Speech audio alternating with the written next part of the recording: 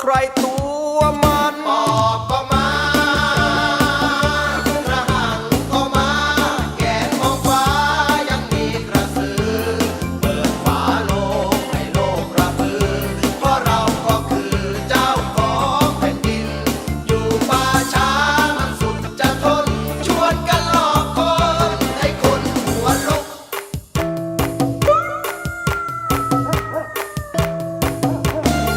แม่นาคโผล่มาตอกย้ำให้คนทำแต่ความดีฟังให้จบอย่าเพึ่งวิ่งหนีอันว่าความดีนั้นไม่มีขาย มาเริ่มเห่าหอนก้มตานอนคงไม่ไหวลุกขึ้นปลุกพระกันใหญ่คาถาอะไรมั่วได้มั่วเล ปอย บก็มาระหังก็มาแงนมองฟ้ายังมีกระสือเปิดฝาโลกให้โลกกระพือเพราะเราก็คือเจ้าของแผ่นดินอยู่ป่าช้ามันสุดจะทนชวนกันหลอกคนให้คนหัวลุก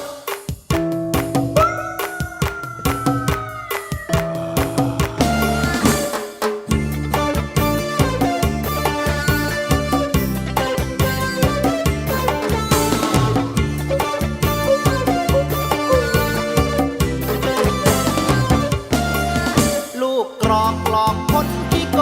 งวิ่งลงโอ่งคงนึกว่าพ้น ผีตานีบอกมีหลายคนแอบอยู่บนต้นไม้นั่นไง ไม่ได้หลอกให้ตกใจ อยากให้ไปเข้าวัดทำดี ไม่ได้หลอกให้ตกใจ อยากให้ไปเข้าวัดบ้างสิ ตัวยังอยู่ ยังไม่ตาย สร้างเข้าไปเถิดนะความดี ปอบก็มาระหังก็มาแงนมองฟ้ายังมีกระสือเปิดฝาโลกให้โลกกระพือเพราะเราก็คือเจ้าของแผ่นดินอยู่ป่าช้ามันสุดจะทนชวนกันหลอกคน ให้คนหัวโลก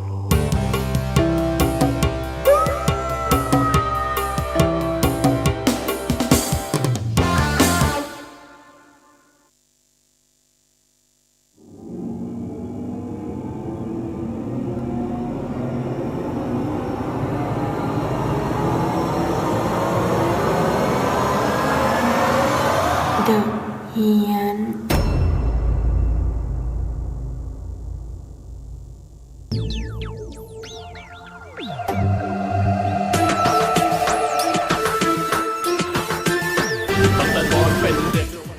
ขอถวายความนอบน้อมแด่องค์สมเด็จพระสัมมาสัมพุทธเจ้า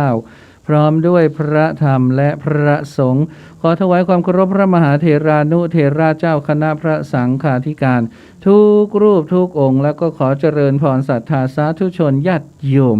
ก็ต้อนรับเข้าสู่รายการเดอะเฮียนออกอากาศเป็นประจำทุกค่ำคืนวันจันทร์ถึงวันศุกร์ออกอากาศณวัดฝายหินตำบลสุเทพอำเภอเมืองจังหวัดเชียงใหม่สถานีวิทยุพระพุทธศาสนา FM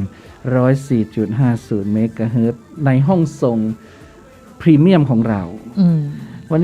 นี้ฉากบลูสกรีนของเรานี่เป็นพระนะข้างหลังตุนุกเป็นพระนี่โอ้เนี่ยอยู่กับพระแล้วอบอุ่นใช่ไหมโอ้โหอยู่พระอยู่ข้างหลังเลยบางวันก็อยู่ในป่าบ้าง แล้วแต่พระอาจารย์เอาไปอยู่ที่ไหน แล้วแต่เราจะได้ไปที่ไหน อันนี้ต้องสำหรับผู้ที่ดูใน YouTube นะดูใน YouTube จะเห็นวัดฝายหินพิมพ์ไปวัดฝายหินหรือว่าพิมพ์ไปว่าเดอะเฮียนก็ได้นะเดอะเฮียนนี่มันมีหลายช่องนะไม่ใช่มีแต่ของเรานะเดอะเฮียนนี่บางทีมี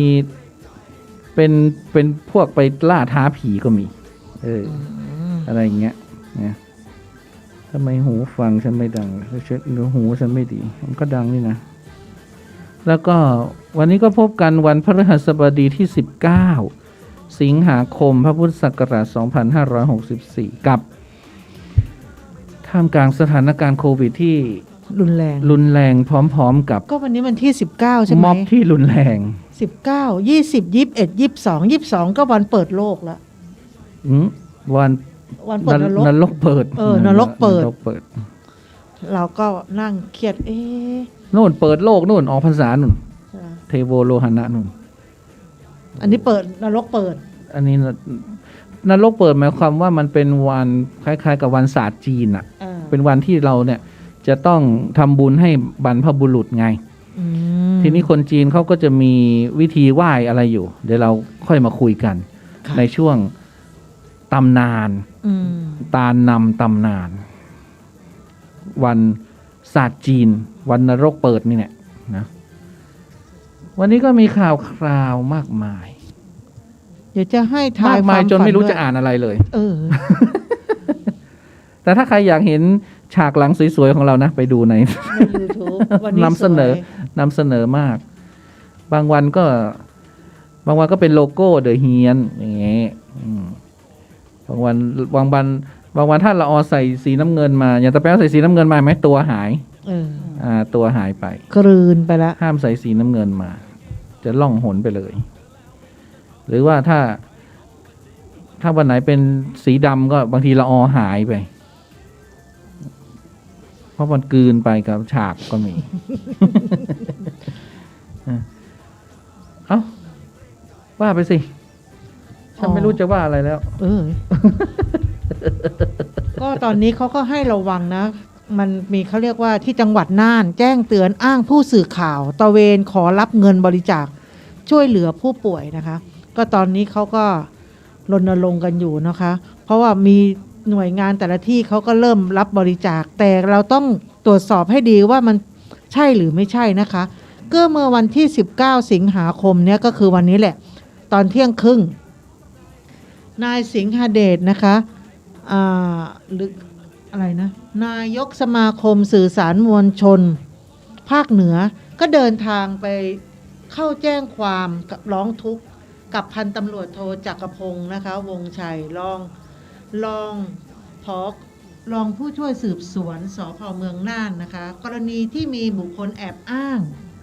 นะคะกลุ่มบุคคลเป็นชายนะคะแอบอ้างว่าเป็นนายกสมาคมมาจากผู้สื่อข่าวภาคเหนือออกตระเวนเลี่ยรายขอรับเงินบริจาคนะคะจากพวกร้านค้าประชาชนในพื้นที่จังหวัดน่านเพื่อนำไปช่วยเหลือผู้ป่วย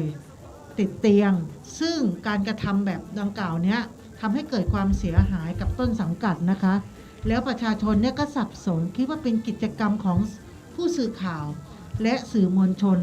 ทั้งนี้ในพื้นที่จังหวัดน่านเนี่ยเกิดความเสียหายนะคะเพราะบอกว่าภาพลักษณ์สมาคมสื่อสารมวลชนภาคเหนือเนี่ยแล้วก็สื่อสารมวลชนทางพื้นที่ของจังหวัดน่านน่ะซึ่งไม่มีนโยบายแบบนี้ไม่มีนโยบายให้บุคคลในสังกัดเนี่ยไปเลี่ยรายแต่ละที่นะคะทุกกรณีไม่มีคำว่าเลี่ยรายถ้าจะบริจาคเนี่ยต้องไปบริจาคที่สมาคมเลยไม่ออกไปเลี่ยรายตอนนี้ก็คือกำลังตามตัวอยู่นะคะก็ขอให้ระวังไว้ว่าอย่าใช้เขาเรียกว่าวิกฤตแบบนี้ให้เป็นโอกาสในทางที่ไม่ถูกต้องนะคะอันนี้ที่จังหวัดน่านก็มองไม่ค่อยจะเห็นนะเนี่ยเธอแก่แล้ว เธอจะต้องปริ้นมาอ่านปริ้นตัวหนังสือตัวใหญ่ๆตู้ปริ้นมาสิมีเวลาปริ้นตรงไหนอ่ะฉันเห็นอยู่ไงฉันเห็นอยู่ปริ้นมาให้สิทีนี้ก็ยังคงฟ้าทลายโจรก็ยังเป็นเทรนอยู่นะแต่ทีนี้พอมันเป็นเทรนมากๆมันก็มีการปลอมแปลงเกิดขึ้นทีนี้เขาก็เลยเผยวิธีที่จะเลือกว่าอันไหนฟ้าแต้ฟ้าปลอมนะเพื่อความปลอดภัยแล้วก็ไม่โดนหลอกเพราะตอนเนี้ยบางคนนี่โดนหลอกเพราะมันอยู่ในแคปซูลแล้วเราไม่รู้แล้วใช่ขมเหมือนกันขมอาจจะเป็นบรเพศที่เข็ดขมกันเราก็ไม่รู้ใช่ไหมมันปนมาแล้วทีนี้เราจะซื้อยังไงนะฟ้าทลายโจรมีสารแอนโดรกาโปไลด์ฟ้าทลายโจรเหรอซึ่งมีฤทธิ์ฆ่าไวรัสและแบคทีเรียบางตัว ยังไม่ว่าไม่เอา ซึ่ง เลย ถือว่าเป็นยาลดไข้ที่ดี สามารถลดไข้ลดอักเสบและส่งเสริมภูมิคุ้มกันได้ แม็กซ์หรือเปล่า นะเขาไม่ได้บอกว่ารักษาโควิดนะแต่เขาบอกว่ามันลดไข้ อ๋อ ลดอักเสบ ใช่ ส่งเสริมภูมิคุ้มกันที่ดี ใช่ ได้ คือไม่ให้ไข้หรือหวัดหรืออะไรลงปอดเราไง ทั้งนี้กรมแพทย์แผนไทยและการแพทย์ทางเลือกได้รับการศึกษาวิจัยจาก 9 โรงพยาบาล ซึ่งทดลองในผู้ป่วยโควิด -19 ที่มีอาการน้อยจำนวน 304 คนเนี่ยให้รับประทานฟ้าทลายโจร 180 มิลลิกรัม แบ่งให้วันละ 3 ครั้งเป็นเวลา 5 วัน ผลพบว่าผู้ป่วยทั้ง 304 รายทุกรายมีอาการดีขึ้น และไม่มีผลข้างเคียงรุนแรง แต่อาจจะมีเล็กน้อยเช่น อาจจะเวียนศีรษะใจซ่อน น้ำมืดถ่ายเหลวเป็นต้น อันนี้เล็กๆน้อยๆซึ่งคาดว่าฟ้าทลายโจรนั้นมีโอกาสเป็นทางเลือกสำคัญ ในการรักษาโควิด -19 ในกลุ่มที่มีอาการไม่รุนแรงนะ ถ้ารุนแรงแล้วก็อย่างกระจ้างก็ช่วยไปได้ละ คือตอนเนี้ยถ้ารู้ตัวว่าเราไปอยู่ในกลุ่มเสี่ยงแล้วเริ่มเป็นไข้หรือขั้นเนื้อขั้นตัวรู้สึกไม่สบายกินเลย อืม กินระหว่างที่รอหมอหรือรอที่เราจะไปตรวจเขาให้กินเลย วิธีเลือกซื้อฟ้าทลายโจรให้ปลอดภัยห่างไกลโรคนั้น ผลิตภัณฑ์ฟ้าทลายโจรในท้องตลาดแบ่งออกเป็น 1. ผงฟ้าทลายโจร อืม และ 2. สารสกัดฟ้าทลายโจร ซึ่งในปริมาณสารสำคัญคือสารแอนโดกาโฟไลด์เนี่ยที่ไม่เท่ากัน เพื่อให้ได้ประสิทธิภาพตามงานวิจัยในการป้องกันไข้หวัดควรรับประทานผลิตภัณฑ์ที่มีสารสำคัญเนี่ยต้องสารต้องแบบสำคัญเลยนะ ผงไหมอ่ะ 10 มิลลิกรัมต่อวัน ต่อเนื่องกันไม่เกิน 5 วัน เว้น 2 วัน กินจันทร์ถึงศุกร์เว้นเสาร์อาทิตย์แล้วก็กินจันทร์ถึงศุกร์ก็เว้นเสาร์อาทิตย์นะ หากซื้อมาแล้วสารสำคัญ 10 มิลลิกรัมต่อเม็ดให้ทานวันละ 1 เม็ดนะ หากมีสาร 5 มิลลิกรัมต่อเม็ดก็ให้กิน 2 เม็ดก็คือให้กิน 10 มิลลิกรัมอะ ต่อวัน คือคุณต้องดูว่าใน1 เม็ดน่ะมันมีกี่มิลลิกรัม เรา คุณก็ มาชั่ง กิน เอง ให้ได้ 10 ถ้ามันมี 2 คุณก็กินไปเลย 5 เม็ด อ่า ให้มันได้ 10 นะ แต่ปัจจุบันไม่มีงานวิจัยรองรับว่าฟ้าทลายโจรสามารถป้องกันโควิดได้ แต่สามารถช่วยลดอาการที่ไม่รุนแรง ใช่ ของโควิดในผู้ที่ติดเชื้ออย่างไม่รุนแรง เมื่อรับประทานขนาดยาสูงกว่าปกติ และต้องอยู่ภายใต้การดูแลของแพทย์เท่านั้น เราก็ต้องดูว่าอันไหนจริงอันไหนปลอมอะนะหนึ่งดูฉลากที่มีการระบุเลขทะเบียนตำรับยาแผนโบราณหรือไม่ อืม นะก็คือต้องดูว่ามันไอยี่ห้อเนี่ยมันโบราณจริงหรือเปล่า เออ ใช่ไหม เราไปซื้อที่ร้านสมุนไพรไทยเลยไม่ได้เหรอ เครื่องบดยาอย่างการหลวง ก็ เนี่ย ได้อย่างนั้นก็ได้ นะ เออดูมันแพงเหรือฟ้าทลายโจรไม่ต้องมาปลอมกันด้วย อืม ปลอมเพื่อ เออ ไม่ต้นมันเนี่ย แล้วมันจะแปลงอะไรอย่างเล ไม่ ย รู้ อะ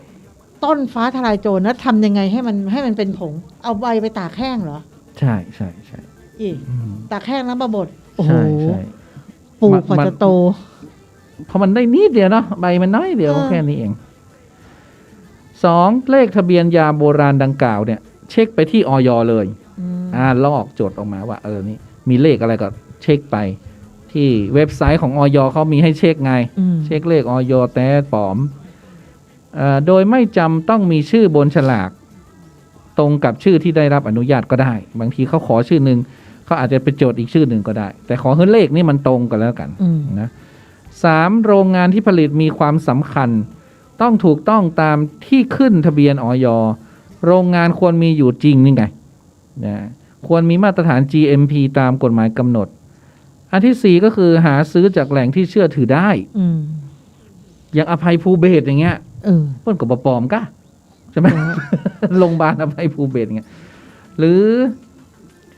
อย่างถ้าเรามั่นใจอ่ะเราไปเห็นขั้นตอนที่เขาทำเลยอ่ะ อ่า อย่างเช่น บางชุมชนใช่ไหม ใช่ บางชุมชนเขาอาจจะอย่างเธอว่านะตักเองตำเองบรรจุแคปซูลเองอ่ะเราเห็นกับตาเราก็ไปปลอมสิใช่ไหม ใช่ หรือว่าไปซื้อที่ร้านขายยาโรงพยาบาลอะไรที่ ที่มันเราไว้ใจได้ ไม่แล้วเราจะไปเก็บเกี่ยวได้ตอนไหนอะตอนต้นมันใหญ่ๆหรือต้นเล็ก ต้นใหญ่สิ เหรอ ก็ต้นใหญ่ใบมันก็จะได้เยอะไง อืม เขาก็ปน เอาอยู่นะวัน ห้าหากไม่ปรากฏข้อมูลข้างต้น การแกะผงยาพิสูจน์ด้วยตาเปล่า คือเฮาไปเจือมันก่อนเป็นแคปซูลก่อนเขาก็แกะแคปซูลออกมาเลย ก็มันขมเหมือนกันน่ะ แล้วเขาก็จิ้มเลย ก็มันก็ขมไง ไม่เราชิมของจริงก่อนเลยชิมของจริงแล้วเราก็ชิมแคปซูลนี่ อ๋อเรากิน ว่ามันคล้าย ข กัน อง ไหม ของจริงที่เป็นใบเลยไหมใบมันขมไหมอะตุ๊กเคยเด็ดชงกินยัง กินตอนเด็ก ไม่ใบอะใบสดๆนะตุ๊กเคย ๆไม่กินไปกินทำไมใบสด ไม่ลองชิมได้ป่ะว่ามันขมไหมอะ ขม อี ขมสิ เหรอ โอ้แล้วก็ขนาด3 ใบต้มใส่น้ำเป็นกะละมังมันยังขมเลย อี มันขมขนาดอะ ก็ เอามันไงมันจะรักษาไข้หวัดได้เหรอ ก็มันก็เป็นไปได้ยากนะ เพราะว่าต้องใช้ความสามารถ มันมี ดง วันหมดอายุไหมอะฟ้าทลายโจร มันก็คงมีแหละ แต่มันก็อาจจะมันก็ยาวหน่อยเพราะมันเป็นผงไง ก็ต้องเก็บไว้อย่าให้มันเป็นเชื้อราไงมันจะต้องไอ้พวกของแห้งเนี่ยมันจะเกี่ยวกับเชื้อราเนาะ มันต้องไปหามาก่อนเราเอามีเป็นแคปซูลเป็นแผงอะไม่รู้อยู่ไหน เนาะและวันนี้เราก็จะได้มีฟ้าทลายโจรแท้100%เนาะที่จะมาอ่า คือแต่ละบ้านมันต้องมีไว้จำนวนคนอะ เออ ให้ครบอะ ทีนี้เราก็ไม่ต้องกลัว เพราะว่ามันก็จะออกมาเรื่อยๆแหละตอนนี้นะเพราะว่าตอนนี้เขาเริ่มปลูกแล้วไง ตอนนี้เขาเริ่มแบบฮูคิงน่ะฮูคิงเขาก็เริ่มปลูก มันโตไวเนี่ยเขาบอกว่าเป็นพืชที่โตไวไม่ โต ใช่ ไวโตไว ก็ทางการเขาก็ปลูกเป็นโอ้ยร้อยไร่เลยนะ ใช่มีตั้ง60,000 ไร่นะ ใช่ไหม ตอนนี้เขาซื้อ40-60 บาทแล้วก็ส่วนมากเขาก็จะปลูกกับข้าวโพดเก็บข้าวโพดตัวเก็บอันนี้ตัวเก็บเนาะแล้วก็ความต้องการฟ้าทลายโจรสูงมากนะทำให้ตลอดช่วงตอนเนี้ยเขาก็ผลิตกันออกมา เพราะว่าฤดูฝนเนี่ยเป็นฤดูที่เหมาะที่สุดในการปลูกฟ้าทลายโจรด้วย มันต้องหดน้ำไง มันงอกงาม มัน ไว งอกไวโอ้ เสร็ ปลู จ ก แล้วเขาก็เข้าตู้อบเลยไงไม่ต้องรอหรอก แล้วไม่ใช่ว่าฟ้าทลายโจรคือฟ้าทลายโจรอย่างเดียวนะฟ้าทลายโจรมีพันธุ์พิษณุโลก5-4 พันธุ์พิจิตร มีพันธุ์พิจิตร4-4นี่มีพิษณุโลกกับพิจิตรนะไม่ใช่ธรรมดานะการเตรียมก็ยกล่องขึ้นมานะกว้างสูงสัก15-20 เซนเองเตี้ยๆแต่กว้างสักเมตรถึง2 เมตรแล้วก็มีร่องตรงกลางสักเมตรหนึ่งนี่มันมีปลูกไปเรื่อยๆมันมีฝักนะมีฝักแล้วเราก็เอาเม็ดมาแช่น้ำแล้วก็มันก็จะงอกดีขึ้นก็ใครที่ปลูกโดยเมล็ดเนี่ยก็1 ช้อนโต๊ะนี่มี 7,000 ถึง 8,000 เมล็ดเชียวก็ปลูกหวานไปเรื่อยยังก็ยังได้นะ แล้วก็คุมด้วยฟางข้าวหน่อยหนึ่งเนาะแต่ว่าการหวานเนี่ยมันเปลืองแค่นั้นเองนะวิธีที่2ก็คือปลูกโดยต้นกล้าซึ่งตอนนี้เขาก็แจกกันเยอะแยะไปหมดนะต้นกล้านี่ก็ต้องยกแปลงเหมือนกันมันต้นกล้าก็จะสูงสัก10-20 เซนอะไรอย่างเงี้ยก็เอามาปลูกได้ละนะ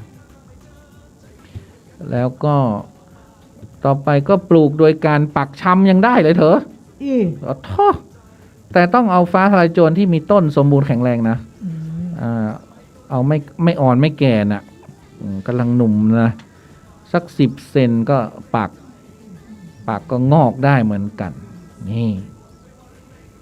ใส่ปุ๋ยด้วยก็ดีเพราะว่าถ้าปลูกเป็นแบบเป็นอุตสาหกรรมแล้วเนี่ยนะก็ต้องใส่ปุ๋ยหน่อยใส่ปุ๋ยก็ปุ๋ย15 ก็ได้คือใส่มากไปนี่ใบมันก็ช้ำต้องดูอย่าไปใส่มากไป แล้วก็การลดน้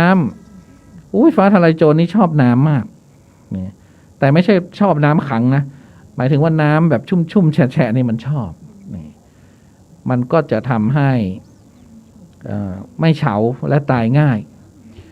ควรจัดให้น้ำ2 ครั้งเช้าเย็นนะถ้าแดดไม่จัดก็1 ครั้งถ้าแดดจัดก็ อันนี้จะออกมาเหรอ เช้าเย็นใช่เนี่ยมันจะเป็นฝักนี่ไงมันจะเป็นฝักนี่ไงนี่ไงนี่เนี่ยฟ้าทลายโจรนี่ของจริง เห็นที่ตลาดก็มีแบบนี้เราก็ว่ามันมีดอกด้วย เวลาเก็บอย่าเอามือไปเด็ดเหมือนใบชาไม่ได้นะต้องใช้กรรไกรตัดให้เหลือโคนไว้แล้วมันจะแตกขึ้นมาได้เหลือตอไว้ไม่ใช่ตัดลกมาถึงต้น มันก็จะแตกออกมาได้ ก็เก็บเม็ดมาปลูก ก็เก็บมันมา แล้วก็เอามาทำความสะอาดหน่อยนึงก่อนนำมาทำให้แห้งเนาะมันก็จะเอามาได้หมดอะลำต้นใบฝักอะไรเอามาอบได้หมดเลยเอามาล้างก่อนนะมาล้างแล้วก็ตัดสักเอามาซอยนะ3-5 เซนพึ่งให้เสด็จน้ำแล้วก็เกลี่ยบนกระด้งอะตากกระด้งอะตากเหมือนปลาแห้งนี่เลยนะตากบนกระด้งเอาผ้าขาวบางคลุมหน่อยแต่ป้องกันฝุ่นละอองนิดนึงเนาะหรือบางทีมันแห้งแล้วมันปิวไง เราต้องมีมุ้งให้มันหน่อยนะหรือไม่ทันใจแดดไม่ค่อยมีใช่ไหมเธอมีเครื่องอบใช่ไหมเธอก็อบลมร้อนเลย50 องศา8 ชั่วโมงแล้วก็ลดลงอันนี้คือเขานี่คือเขาทำเป็นอุตสาหกรรมไงเขาต้องการจะทำเป็นแคปซูลอย่างรวดเร็วนี่ไม่ควรเก็บฟ้าทลายโจรใช้นานเพราะว่าปริมาณสารจะลดลง 25% เหมือนกัญชาหรือเปล่ากัญชาสดกับกัญชาแห้งนี่สารไม่เหมือนกันนะอันนี้ก็เหมือนกันถ้าเราเก็บมาแล้วเราตากแล้วถ้าเราไม่รีบบรรจุเนี่ยสารสำคัญมันจะลดลง 25% เพราะฉะนั้นรีบทำรีบบรรจุรีบขายรีบกิน ใช่ไหม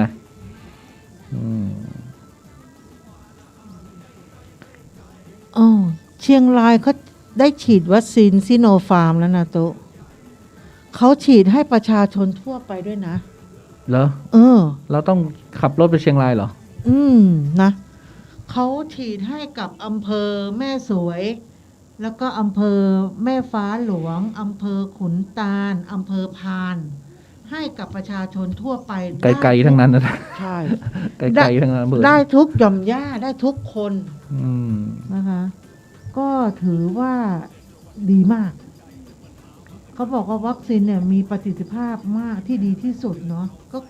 มันจะเป็นภูมิคุ้มกันได้ที่จังหวัดเชียงรายไม่ว่าจะเป็นเป็นเขาเรียกว่าเป็นพวกหน่วยพยาบาลคือแนวหน้าทั้งหลายเนี่ยได้หมดแล้วก็ต่อมาก็เป็นแพทย์พยาบาลบุคคลทางการแพทย์อีกทั้งเขาเรียกว่าประชาชนทั่วไปทุกคนได้หมดทุกคนนะคะแล้วชิโนฟาร์มเขาไม่ต้องไข้ใช่ไหมไม่เขาชิโนฟาร์มกับชิโนฟาร์มใช่ไหมเวลาที่เขาฉีดกันเนี่ยไม่ต้องไข้เลยที่เชียงรายนี้ได้ก็คือโดยการลำดับรายชื่อผู้ที่ได้รับวัคซีนโดยได้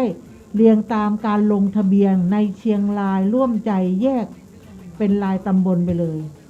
เขาก็จะฉีดให้พวกที่ลงไว้แต่เป็นซิโนฟาร์มหมดเลยถือว่าโชคดีมากเลยนะก็พรุ่งนี้เชียงใหม่ก็ฉีดที่ราชพฤกษ์พอมเมนดาเซนเฟสนะ8 โมงถึงบ่าย 3นะอันนั้นเขาฉีดอะไร5 หน่วยนะอันนั้นน่ะคืออะไรก็เขาฉีดอะไรเขาบอกว่าไปฉีดคือเขาฉีดอะไรกันซิโนแวคว่า walk in แต่ไม่ใช่ว่าทั่วไปนะอันนี้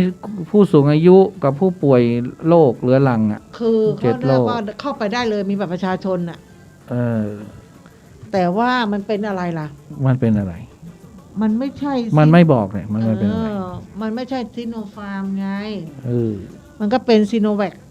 นะคะเข็มแรกเข็มที่2อาจจะเป็นแอสตราแต่ซิโนแวคแน่นอน อืม แต่ถ้าเกิดว่า7 โรคเสี่ยงเนี่ยเขาจะไม่ให้ฉีดซิโนแวคไม่ใช่เหรอ คิดว่านะ ใช่ คิดว่า ที่เป็นโรคเสี่ยง เพราะว่านี่เขาให้สูงผู้สูงอายุกับ ผู้สูงอายุ 7 โรคไง ผู้สูงอายุนี่เขาจะไม่ฉีด แต่ตอนนี้ไอ้เชียงใหม่ไม่ให้จองอะไรเลยไม่ใช่เหรอสำหรับคนทั่วไปน่ะ อ้าวก็แล้วที่จองไว้แล้วอ่ะ ก็ทยอยจะฉีดให้ไง ยังไม่เห็นส่ง แต่ตอนนี้ SMS เขา มลย เขาไม่ให้จองอะไรณตอนนี้ เหรอ นู่นเดือนกันยานู่นมั้ง จองใหม่ รู้สึกนะไม่ใช่จองใหม่ จองเนี่ยวันที่20 กว่าเนี่ย แต่ว่าจะไปฉีดเดือนกันยาไงก็ที่เขาสั่งเพิ่มมานี่ไง เขาสั่ง อืม เขาสั่งเพิ่มมาก็ยังว่าสั่งอันนี้มาทำไม เขาสั่งอะไรมา ซิโนฟาร์ม เลอ เขาลงมาแล้ว ไม่ใช่ซิโนฟาร์มซิโนแวค อ๋อไม่ใช่เหรอ ซิโนแวคที่เขาบอกว่าที่ออกข่าวนะคะ ที่เป็นข่าวถามว่าสั่งเพิ่มมาทำไมในเมื่อไม่มีประสิทธิภาพ เขาก็บอกว่าซิโนแวคเนี่ยมันมีประสิทธิภาพมันใช้ได้ เพราะไอ้ที่สั่งซิโนฟาร์มหรือเป็นอะไรนะยี่ห้ออื่นอะ อืม จำไม่ได้ ก็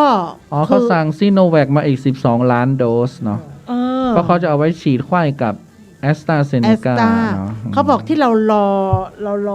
อะไรอะยี่ห้ออะไรคล้ายๆนมอะ จอห์นสันแอนด์จอห์นสัน นั่นแป้ง จอร์นสันเนี่ยคือสั่งไปแล้วแต่มันยังไม่ได้ไง แต่คันเนี้ยซีโนแวคเนี่ยมันได้ก่อน ก็ให้ฉีดไปก่อน ก็มีปาเต้ก็ออกมาบอกว่า ถ้าจะเชิดชูขนาดนี้วันเกิดซีโนแวคก็ประกาศเป็นวันหยุดราชการไปเลยแล้วกัน อันนี้ตัวนุ้ไม่ได้พูดนะ อันนี้ปาเต้ คือรณรงค์ยังไงก็สั่งเพิ่มซีโนแวคเพิ่มนะคะ ก็เป็นข่าวกันอยู่ว่า ก็ยังสั่งเพิ่มเยอะด้วยนะแล้วเขาก็มาแถลงแล้วไงว่าที่สั่งเพิ่ม เพราะว่ามันได้ไวกว่าไง แล้วเขาเชื่อมั่น เชื่อมั่น เขาเชื่อมั่นว่า มันทำได้ เขาก็เอาคนที่ว่า ฉีดแล้วภูมิเยอะขึ้นเนี่ย เอามาโชว์ว่าใช่ไหมคนที่เขามีภูมิขึ้น เยอะก็มี เขาว่าอย่างสั้นนะ แต่ต้องถามประชาชนด้วยว่าอยากได้ไหม ไม่ต้องถาม อันนี้มันเหมือนถูกบังคับให้ฉีดอ่ะ เขาจะให้วัคซีนอยู่บนแขนของประชาชน โดยเร็วที่สุดเขาบอกงี้ทุกคนจะมีวัคซีนสำหรับคนไทยต้องมีวัคซีนทุกคน คือคนไทยที่ไม่มีเงินจะไปจองแพงๆเนี่ย มันก็ต้องแบบก้มหน้าก้มตานะคะ รับซิโนแวคต่อไป เชียงใหม่ของเราวันนี้นั้นก็พบผู้ติดเชื้อเพิ่ม41 ราย ส่วนใหญ่ก็เป็นคลัสเตอร์จากที่เดิมๆนั่นแหละ ก็คือต่อยอดไง ก็เป็นตรวจทั้งหมดนะตรวจทั้งหมดวันที่ 18 เนี่ย 2,229 ราย พบมีผลบวก 39 ราย ก็เป็นผู้มาจากต่างจังหวัดก็กลับมาอยู่ภูมิลำเนาเนาะตกงานบ้างอะไรบ้างเนาะกลับมาอยู่บ้านเฮาดีกว่า ส่วนปัจจัยเสี่ยงให้ติดเชื้อหลักๆ ก็คือ ไปสัมผัสในครอบครัวยังคงมีสัดส่วนที่สูงอยู่ ตอนนี้เราจะต้องอยู่บ้านก็ต้องอยู่ห่างๆกันเนาะใส่หน้ากากด้วย หรือยังไง คือทุกวัน ห้าม นี้ คุยกัน ทุกวันนี้นะ ต้องใส่หน้ากากเข้าหากันอ่ะ เพราะว่ามันสัมผัสในครอบครัวแล้วก็สัมผัสในที่ทำงานอ่ะ แล้วก็ไปสัมผัสในชุมชนสัมผัสจากทำงานชุมชนนี้ลดลง แต่ในครอบครัวนี่ยังมีอยู่เพราะฉะนั้นเราต้องเพ่งเล็งไปที่ครอบครัว แล้วตอนนี้เขาก็ไปตรวจที่ชัยปราการคนเก็บลำไย15 ราย แล้วก็อำเภอป้าวนะตรวจไป113 ราย ผมเป็นลบหมดเลยนะคนขึ้นลำไยแปลกนะไม่มีใครติดอ่ะเลิศคนขึ้นลำไยนี้เลิศ ก็เป็นคนในหมู่บ้านเขาไม่เอาคนนอกหมู่บ้านเข้ามา แต่ก็ต้องสงสารเขาเพราะว่าลำไยถูกไงลำไยถูกมากกิโลบาท2 บาท3 บาทอะไรอย่างเงี้ย เขาว่าอย่างนั้นแต่กาดยัง30 บาทเลย ว่าไป จริง ก็บอกว่าลำไยถูกโลละบาท2 บาท เขาก็ไม่ เธ ขาย อก็ กัน ไปโน่นไปซื้อทางสัมปะตองหางดงนุ่น ใช่ไหม ถูก คือในการเมืองใหม่ยังขาย30 บาทอยู่เราก็ก็เนี่ยเขาถึงมีคลิปออกมาทุกวันเลยอ่ะเอาไม้ฟัดต้นลำไยถึงวันเลยอ่ะ คือ เพราะมันเครียดอ่ะมันขายลำไยไปได้น่ะ ต้องเก็บมาขายเองอ่ะ เออ เพราะว่าถ้าเกิดว่าไปเหมาสวนเขาก็จะคิดบาง หรือ คนก็ไม่เหมา เอามาแจกกันเนาะ เขาเอามาแจก น คือเขาบอกถ้าเกิดไปรับซื้อโลละบาทเนี่ย ให้ฟรีกันดีกว่า เอามาเก็บกินกันเลยไง แต่ก็มีนะเห็น มีค่ะ เห็นมีดาราคนหนึ่งเขาบอกเขาจะเหมาลำไยเนี่ยก็จะช่วยเกษตรกรลำไยเนี่ยนะ คือเกษตรกรลำไยเนี่ยมีเทียบไม่รู้กี่ ไม่ พันส่ เขา วน เขาจะซื้อวันละ100,000อะไรเงี้ยเขาไม่ได้ซื้อทั้งหมดไงเขาจะซื้อเฉพาะเงินที่เขามีไง เจ้า หมายถึง นี้100,000 เจ้านู้น100,000 ไม่เจ้านี่10,000เจ้านี่10,000สิให้มันกระจายเนาะ ก็จะช่วยกัน ก็เหมือนมะม่วงแหละแต่มะม่วงมันหมดไปแล้วไง คือ แต่ตอนนี้ลำไยเขาบอกว่าถูกแต่ไม่ค่อยมีขายนะ มะม่วงกับลำไยก็ถูกพอๆกันนะ แต่ไม่ค่อยมี ในตอนนั้นนะ ขายนะ ตอนเนี้ย เพราะว่าเขาส่งออกนอกไม่ได้ไง อะไรลำไยเหรอ ลำไยกับปกตินี่ลูกพันธุ์ดีๆนี่นอกหมดนะ ก็เก็บเนี่ยเก็บสู้กันกินเฮีย กระตับก็ไม่ได้กินนะ กินนักก็ไม่ได้มันหวานมั้ง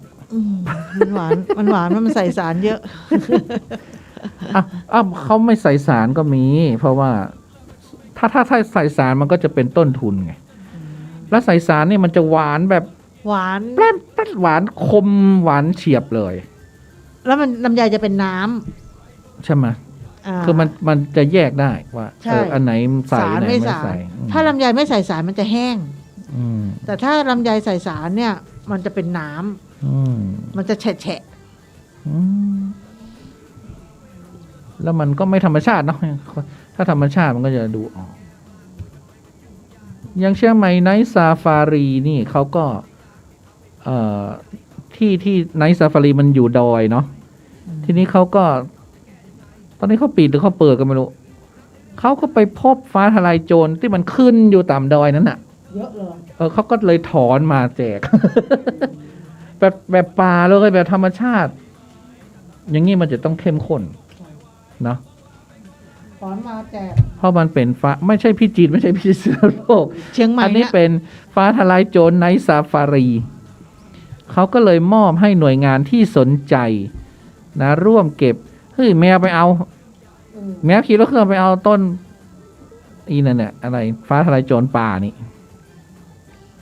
ไม่ใช่โจรในเมืองนะนี่โจรป่า คือถ้าเอามาแจกเงี้ยเอาไปตากแดดดีกว่า ก็เขามอบให้นะ ตอนนี้เขามีเป็น300,000 ต้นบุญ โปรดโตนี่ถกมาทั้งดอยเลยก้า หรือเมื่อก่อนเขาให้ไอ้เก้งกวางอะไรกินก็ไม่รู้เนาะให้มันรักษาโรคเขาก็จะส่งมอบให้ 250,000 ต้นตลอดเดือนสิงหานี้เนาะตอนนี้ก็มีเกษตรกรเริ่มทยอยไปเก็บต้นฟ้าทลายโจรกันแล้วนะ คือกรรมการเชียงใหม่ในซาฟารีก็เปิดเผยว่าจากการแพร่ระบาดของเชื้อไวรัสโควิด -19 นี้ก็ทำให้มีความต้องการสมุนไพรฟ้าทลายโจรมากขึ้น ทีนี้เขาก็เลยสำรวจเนี่ยโอ้มันขึ้นอย่างนี้เลยนะเถอะถ้าเราไปในป่าเราก็ไม่รู้ ไม่รู้จัก เขาก็นึกว่าหญ้า เท่ เขาก็โมโหใช่ไหมทีนี้เขารู้จักไงใช่ไหมวุ้นละใบใหญ่เถอะนี่โอ้ตอนนี้เขาก็เลยส่งมอบอย่างเดียวเลยเนาะใครสนใจโทรไปเลย053-999-000หรือ Facebook เชียงใหม่ไนท์ซาฟารีนะหรือ Line ก็ได้ Line ก็ Night Safari NIGHT Night Safari โอ้สวนสัตว์เราไม่มีต้นอะไรบ้างเหรอ สวนสัตว์เรา สวนสัตว์ไม่มีกระชายป่าเนาะไม่มีฟ้าทลายโจรป่าขิงป่า หอมป่าอย่างเงี้ยนะ คือตอนนี้ก็คือยังไง เราก็ต้องอย่างนี้แหละ ประเทศไทยอะเนาะประเทศอื่นเขาวัคซีนนั้นวัคซีนนี้ใช่ไหม ใช่ ประเทศไทยก็ขิงข่าตะไคร้ใบมะกรูดของเราไป กินเข้าไปเยอะ ของเราต่อไป ๆใช่ไหมขิงข่าตะไคร้ เราไม่ต้องไปเดือดร้อน โอ้ย คือน สมุนไพรนั่นแหละ กินได้หมด คนโบราณเขารอดพ้นมาอย่างนี้แหละทั้งนั้นอ่ะอืมแล้วก็พกของขลังด้วย พกพระเครื่องหน่อยหนึ่งพกตะกรุดด้วยอะไรอย่างเงี้ยนะ10 จังหวัดที่มีผู้ติดเชื้อสูงที่สุด วันที่19 สิงหาคมศูนย์โควิด -19 เผยรายชื่อ10 จังหวัดที่ติดเชื้อ มาก ใน ที่สุด ประเทศสูงสุด อันดับหนึ่งก็ยังคงเป็นกรุงเทพพระมหานครของเรา อืม 19 สิงหาวันนี้เพิ่มเป็น 4,392 ตอนนี้เขาตามจับคนที่หนีออกจากโรงพยาบาลอ่ะ เจอได้ยังอ่ะ บางคนก็คิดถึงบ้าน บางคนก็คิดถึงเมีย บางคนก็คิดถึง ห ลู นี ก ออกจากโรงพยาบาลเป็นโควิด แล้วหนีไปที่ไหนรู้ไหมตุ๊หนีไปสมุทรปราการเราก็ว่า เอ้าอยู่อีสานหนีไปสมุทรปราการ ก็สมุทรปราการก็เลยเป็นอันดับ2ของประเทศเนี่ยชลบุรีอันดับ3อันดับ4ไม่ใช่อันดับ2สมุทรสาคร อืม บ้านเธออันดับ4สมุทรปราการ อ๋อเขายัง วันนี้ ชั่ ติดไป937 คน ก็เพื่อนครอบครัวเพื่อนติดตอนนี้เสียชีวิตไปแล้ว อยู่ซอยบ้านเนี่ย ซอยโรงเรียนอะไรของเธอนะ ซอยบ้านเลยเนี่ย โรงเรียนอะไรนะ บุรารักษ์ บุรารักษ์อะนะ เขาอยู่เขาเรียกว่าซอยตำรวจน้ำ ใคร เข้ไป ตาย ข้งใน พ่อตายแม่ตายลูกตาย เพื่อน คือทั้งครอบครัวเลยคือสามีเนี่ย ก็เรียนมาด้วยกันนี่แหละ ตายไปแล้ว ตายละ ว้าย แล้วคันเนี้ยทั้งสองคนผัวเมียเป็นเพื่อนเรียนมาด้วยกัน เมียก็ตายแล้ว เมียยังไม่ตายเมียก็อยู่โรงพยาบาลลูกก็อยู่โรงพยาบาลตอนเนี้ยแต่สามีเนี่ย ติดอยู่ สามีนี่เสียชีวิตไปแล้วเสียชีวิตก็คือหนึ่งเขาเป็นติดโควิด เนี่ย แต่เขาเป็นเบาหวานด้วย ความดันเป็นโรค โรคแทรกซ้อนเยอะ โรคแทรกซ้อนเย ก็ อะ เลยทนไม่ไหว ใช่ แต่คันเนี้ยแอลเนี่ยคือเพื่อนเนี่ยตอนนี้อยู่โรงพยาบาลก็ยังไม่ออกกับลูก คนในครอบครัวในบ้านทั้งหมด แล้ว คือ แอลรักษากี่วันแล้ว ก็ตั้งหลายวันแล้วเนี่ย เหรอ ตอนนี้เขาอยู่โรงพยาบาลก็พ ก็ อดี ส่งกำลังใจไปให้แอลเนาะ ให้แอลหายเนาะถ้า เขา ไม่ ก็ขอ หาย ให้หาย ถ้าไม่หายเราออจะไปเยี่ยม อุ้ย ก็คือข่าวนี่ก็น้องก็โทรมาบอกนะ อืม ว่าเพื่อนมึงตายแล้วนะก็ลงในเฟซกันหน้าเฟซกัน เราก็ได้แต่ส่งกำลังใจเนาะ อันดับ ก็อยู่ในซอย 6 บ้าน อันดับ6โคราช อันดับ7ราชบุรี อันดับ8นนท์อันดับ9สระบุรี อันดับ10ฉะเชิงเทรา ฉะเชิงเซา มันก็ละแวกนั้นนะ ใช่ ใกล้ๆกันแถวนั้นนะก็ไม่ได้เป็นอันดับที่ ไม่ได้เป็นอันดับที่น่าภูมิใจ แต่เราพูดให้เตือนนะกระตุ้นเตือนให้อย่าเพิ่งไว้ใจวางใจนะแม้เราจะมีวัคซีนแล้ว แม้เราจะมีสมุนไพรแล้ว แม้เราจะป้องกันอะไรต่างๆ ก็อย่าเพิ่งวางใจนะน้องทอยหลานฉัน น้องทอยหลานของฉัน น้องทอยหลานฉันก็คือน้องธันวาบุญสูงเนิน ซึ่งเป็น ยากหน่อยนะ ซึ่งเป็นลูกนิตยาเนี่ย เป็นหลานป้าเจินเนี่ยนะเขาก็บอกว่า เขาใส่ต้มหูใช่ไหม เขาไลฟ์สดแล้วก็ก็รู้อยู่นะว่าน้องทอยเนี่ยเขาจะตอบอะไรที่มันตลกหน้าตายน่ะหน้าซื่อน่ะ ล่าสุดก็มีแฟนคลับของ The Toy จาก Account TikTok นะ @TheToyMr. Chai ได้โพสต์คลิปน่ารักของ The Toy ลงใน TikTok เป็นคลิปที่นักร้องหนุ่มกำลังไลฟ์สดพูดคุยปกติกับแฟนๆ จากนั้นก็มีคำถามแฟนคนหนึ่งแฟนคลับรายหนึ่งก็เข้ามาหยอดจีบใส่ The Toy ว่าไปดูหมอมา หมอดูบอกว่าจะได้แฟนใส่เสื้อมัดย้อม และเดอะทอยจึงกลับตอบไปว่า เสื้อมัดย้อมคืออะไรอ่ะ แล้วก็ทำหน้าเฉยๆของเขานะซึ่งอาจจะเป็นมุกของเดอะทอยก็ได้นะ เพราะว่าเจ้าตัวใส่เสื้อมัดย้อมอยู่นะน้องทอยเขาก็น่ารักอะนะ หลานฉัน หลานน้องฉัน หลานเนี่ยมาความคิดเหรอ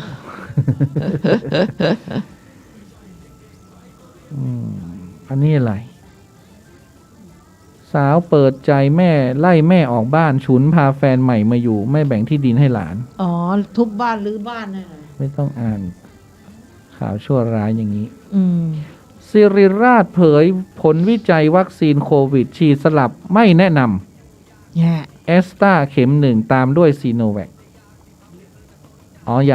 ย่าฉีดแอสตราแล้วไปฉีดซีโนแวคให้ฉีดซีโนแวคก่อน แล้วค่อยไปฉีดแอสตราก็ถูกแล้วไง ไม่ต้องทดลองหรอก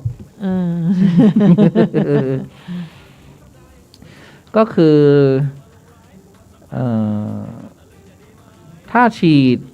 ซีโนแวคก่อนแล้วตามด้วยแอสตรานี่นะภายใน 3-4 สัปดาห์เนี่ยภูมิขึ้นสูงเฉลี่ย 1,355 หน่วย ใกล้เคียงกับการฉีดไฟเซอร์ 2 เข็มที่มีภูมิ 1,900 หน่วย เขาก็ยังเชื่อมั่นอ่ะ ไม่แนะนำให้ฉีดแอสตราเข็ม 1 แล้วตามด้วยซีโนแวคเข็ม 2 ไม่ต้องแนะนำไม่มีใครทำอย่างนั้นอยู่แล้วนะเพราะไม่สร้างภูมินะส่วนการฉีดวัคซีนเข็มที่ 3 ในผู้ที่ฉีดซีโนแวคแล้ว 2 เข็มพบว่าแอสตราเซเนกาเนี่ยกระตุ้นได้ดีกว่าชิโนฟาร์ม เพราะฉะนั้นใครที่จะเข็ม 3 ต้องแอสตราเซเนกาเท่านั้น นี่เขาวิจัยนะ ทำไมต้องมีเข็มสามอะ แล้วก็ถ้าซีโนแวค2 เข็ม แล้วก็ฉีดแอสตราเซเนกา2 เข็ม ก็พบว่าถ้าฉีดวัคซีนซีโนแวค2 เข็มภูมิเนี่ยก็จะขึ้นสูงสู้แอสตรา2 เข็มไม่ได้นะแล้วทำไมต้องมีซีโนแวควนเวียนอยู่ตลอดไม่เข้าใจ ก็เขาก็บอกแล้วว่ามันฉีดซีโนแวค2 เข็มมันภูมิมันไม่สูงเท่าแอสตรา2 เข็ม ก็แฮปปี้เบิร์ดเดย์ทูยูก็หมดเรื่อง และเมื่อทดสอบการต่อต้านไวรัสเดลต้าที่มีชีวิตพบว่าซีโนแวค2 เข็มปกป้องได้ไม่ดีเท่าแอสตราเซเนกาเห็นไหมเขาก็บอกนะงานการทดลองเขาวิจัยเขาก็บอกอยู่ ก็ไม่เข้าใจอ่ะ แล้วก็พบการติดเชื้อเดลต้าจำนวนมากในผู้ที่เคยฉีดซีโนแวค2 เข็มมาก่อนมันมีประโยชน์ฉีดทายหูบัดนะอย่างไรก็ดีก็ยังพบว่าซีโนแวค2 เข็มเนี่ยก็ป้องกันการติดเชื้อรุนแรงและเสียชีวิตได้ค่อนข้างสูง 70% อยู่ไงเห็นไหมคือข้อดีเขาก็ยังมีอยู่ ทีนี้เขาก็ศึกษาต่อไป ว่าเขาก็วัดภูมิเนาะวัดภูมิต่อไวรัสนะโดยใช้วิธี anti RBD นะก็พบว่าฉีดสลับซีโนแวคก่อนแล้วตามด้วยแอสตราพบภูมิจาก24 หน่วยสูงขึ้นเป็น 1,355 หน่วยแต่ถ้าฉีดแอสตราก่อนแล้วตามด้วยซีโนแวคอีซีโนแวคไปทำให้แอสตราแบบ ล้มละลาย มันร้ายกาจนะ มันหลายกาด ใช่ไหม แล้วต้องฉีดซิโนแวคก่อน ร้าย ใช่ไหม กาจนะ เขาวางระบบไว้แล้ว คุณก็อย่าไปนอกระบบไง ต้องฉีดซิโนแวคก่อน เนี่ย เชียงใหม่เลยต้องเลื่อนเปิดนักท่องเที่ยวเป็น1 ตุลาไงเหตุฉีดวัคซีนไม่ถึง 70%ย้ำยังต้องซื้อแพ็กเกจทัวร์ เดี๋ยวฉันต้องดูดวงก่อนถ้าดูดวงแล้วว่าฉีดแล้วดีก็เดี๋ยวจะไปฉีดเดี๋ยวต้องเปิดไพ่ก่อน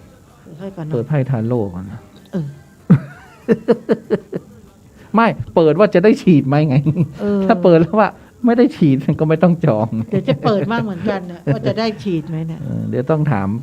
ถามแม่หมอ ประธานบัวก่อน ประธานโบบอกว่าจะเอาไม้มาให้ไม่เห็นเอามาเลย เอาไปเผาข้าวหลามเลย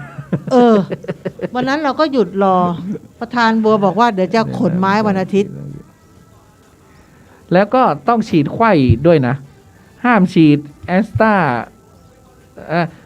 ห้ามฉีดซีโนแวค2 เข็ม แล้วก็ฉีดแอสตราก่อนแล้วตามด้วยซีโนแวคนะแต่ฉีดซีโนแวคแล้วแอสตราได้กับฉีดแอสตรา2 เข็มได้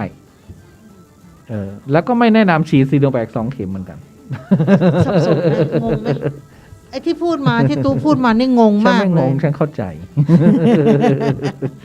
เข้าใจที่ว่าทำไมต้องมีซีโนแวคด้วย นะก็แอสตรา2 เข็มจบแล้ว ใช่ป่ะล่ะ ข่าวสุดท้าย ข่าวอะไรคะ ก็ข่าวของเธอไง เอ้า เธอจะข่าวอะไรปิดท้าย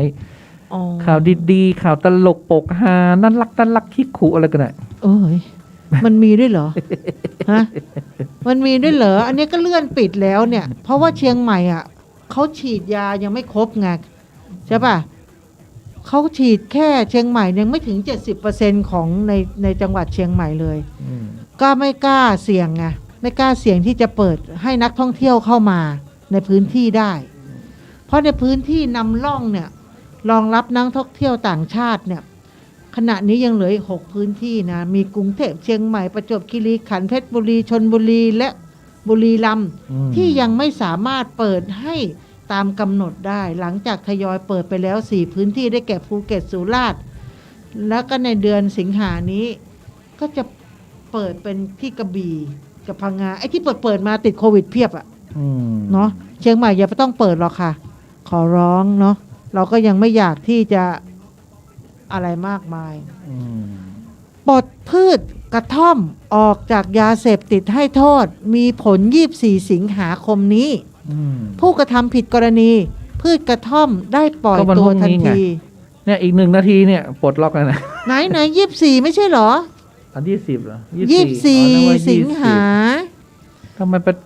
ประกาศวันนี้ไปโปรดไกลใช่วินี่เหรอใบกระท่อมเป็นแบบนี้เหรอใบเหมือนใบฝรั่งใบเหมือนใบบักกล้วยเขาก็บอกว่าเนี่ยวันนี้เขาบอกวันที่19นี่ไงโฆษกสำนักนายกรัฐมนตรีเผยว่าวันที่24 สิงหาคมนี้เนี่ยก็เป็นการปลดพืชกระท่อมออกจากยาเสพติดให้โทษทำให้ประชาชนสามารถปลูกและขายได้ขายได้ด้วยเหรอก็ปลดล็อกแล้วไงทำได้หมดกัญชาทำไมไม่ขายได้อะก็เขาไม่ปลดรวมทั้งการปล่อยผู้กระทำความผิดตามมาตราพืชกระท่อมในวันที่24นี้ด้วยถ้าใครติดคุกไปแล้วนะจำนวน 1,038 ราย โดยถือว่าไม่เคยกระทำความผิดสำหรับผู้ถูกจับกุมหรือจำเลยในชั้นศาลต่างๆจะได้ดำเนินการตามกฎตามทางปฏิบัติของหน่วยงานที่เกี่ยวข้องในการปล่อยตัวผู้กระทำความผิดและผู้ต้องขังคดีความผิดเกี่ยวกับพืชกระท่อมต่อไปพวกนี้ปลดปล่อยหมดเลยเบื้องต้นภาครัฐจะได้รับประโยชน์เมื่อมีการปลดกระท่อมออกจากยาเสพติดให้โทษสามารถลดค่าใช้จ่ายทั้งในส่วนของภาครัฐและผู้ต้องหาหรือจำเลยนะคะเป็นจำนวนเงิน 169,000 ไม่ใช่ดิโอ้ยโดยสถาบันวิจัยเพื่อการพัฒนาขี้เกียจอ่านตัวเลขแล้วศึกษาพบว่าค่าใช้จ่ายเฉลี่ยต่อคดีเนี่ยมันสูงมากนะคะเท่ากับแสดงว่าเขาลักลอบอีกกระท่อมนี่กินกันแบบใช่เป็นล่ำเป็นสันนะโดนจับกันเยอะขนาดนั้นนะก็คือมันเขาบอกคดีหนึ่งเนี่ยนะเข้ากับประมาณคดีเนี่ยคือ76,612 บาทแล้วเขาจะคืนอีก 7,600 นี่ให้ 70,000 อีก76,000 นี่ให้คนที่เขาปล่อยตัวหรือเปล่าคิดว่าซึ่งคดีข้อหาพืชกระท่อมที่ขึ้นสู่ศาลตั้งแต่วันที่1 มกราคม 63ถึง30 มิถุนายน 64มีถึง 2,276 คดีน่าจะคืนให้นะมันต้องชดเชยสิกูติดคุกไปแล้วใช่ใช่โฆษกสำนักนายกรัฐมนตรียังเปิดเผยว่ากระทรวงยุติธรรมเนี่ยกำชับให้สำนักงานคณะกรรมการป้องกันและปราบปรามยาเสพติดเนี่ยสร้างการรับรู้ให้กับประชาชนทราบถึงข้อกฎหมายว่า ตั้งแต่ 24 สิงหาคม 64 เนี้ยประชาชนสามารถปลูกและบริโภคกระท่อมตามวิถีชาวบ้าน ไปซ่อมา รวม จะปลูก ทั้งซื้อหรือขายใบกระท่อมโดยไม่ผิดกฎหมาย อย่างไรก็ตา ไปซ่อ ม มาฉันจะปลูก หากมีการนำไปผสมยาเสพติดอื่นๆ เช่น 4x100 คืออะไรวะ เป็นความผิดมาตราตามกฎหมายสำหรับการนำเข้าหรือส่งออกไปยังต่างประเทศ ในเชิงอุตสาหกรรมนั้นต้องขออนุญาตก่อนนะคะเขาบอกว่าย้ำถึงการปราบปรามยาเสพติดเป็นภาระสำคัญเร่งด่วน โดยเน้นจับกุมยึดทรัพย์ลงโทษทางอาญาเครือข่ายผู้ค้าควบคู่ไปกับการบำบัดโดยผู้เสพเข้าสู่ขบวนการรักษาที่เหมาะสมขณะเดียวกันต้องรณรงค์สร้างการรับรู้และภูมิคุ้มกันในกลุ่มเป้าหมายทุกช่วงวัยรวมถึงกลุ่มเสี่ยงที่เป็นแรงงานนอกระบบด้วยคืองงอ่ะเขาบอกว่าจะมีผล 24 นี้ใช่ป่ะปลดพืชกระท่อมนู่นนี่นั่นก็จะย้ำซ้ำทำไม นั่นแหละ ก็คือเนี่ยใบกระท่อมเนี่ยคือปลูกกับกินคือยังไงอะปลูกได้นี่ไงเหมือนใบฝรั่ง ปลูกได้กินได้ทำได้ทุกอย่างแล้วยกเว้นว่าห้ามเอาไปผสมยาเสพติดแล้วก็ห้ามเอาไปห้ามเอาไปออกนอกประเทศห้ามส่งออกถ้าส่งออกก็คือต้องขออนุญาตแค่นั้นเองแต่4x100คืออะไรอ่ะ4x100ก็คือวิ่งเหรอยาเสพติดไงเหมือนยาม้าไงยาม้าแล้วก็แบ่งสีไงโอ้ยพูดไปจะโดนจับวะเนี่ยก็นี่ไม่รู้ไงไม่แล้วกินเพื่ออะไรอ่ะกระท่อมกินเพื่อให้มันทำงานทนเหรอตุ๊ไปเอามาปลูกตากแดดตากฝนอะไรไม่สนใจเลยคือมันจะไม่ขี้เกียจว่างั้นเหรอเขาว่างั้นนะเขาว่างั้นฉันก็ไม่เคยกินฉันก็ไม่เคยกินงั้นเดี๋ยวเราไปหามากินไหมตุ๊ก็ฉันบอกว่าให้เอามาปลูกตอนนี้มันยังผิดกฎหมายตั้งแต่วันที่24สิงหาคมนี้เป็นต้นไปเตรียมไว้ไงนะเราก็ไปหาซื้อใบกระท่อมมาปลูกนะก็วันอะไรวันนรกเปิดไงเขาจะปล่อยนักโทษไง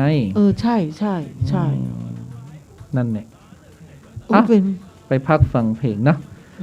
แล้วก็เดี๋ยวกลับมาพบกับนี่แหละเขาจะปล่อยนักโทษปล่อยผีปล่อยเพศปล่อยอะไรไม่ดีเนี่ยเป็นวันปล่อยผีจ้ะ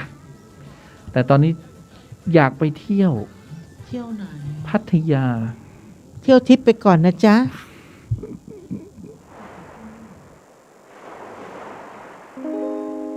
I long for the sun and sea. The beaches are calling me. The music is in the air, and laughter is everywhere. The fun is in Pattaya. The sun is in Pattaya. Stars above in Pattaya. You'll fall in love in Pattaya. When the city has got you down, I know a place just out of town. Wonderland of sand and sea. Come along and play with me. The fun is in Pattaya. The sun is in Pattaya. Stars above in Pattaya. You'll fall in love in Pattaya. Take a boat out to the islands. They're waiting just for you. A paradise with room enough for two. Take a boat out to the islands. Sing a happy song. Before you know, your troubles go and all the world will sing along. The fun is in Pattaya. The sun is in Pattaya. Stars above in Pattaya. You'll fall in love in Pattaya. When the sunset is sinking low, there's no better place to go. Wine and dine the night away. Every day's a holiday. The fun is in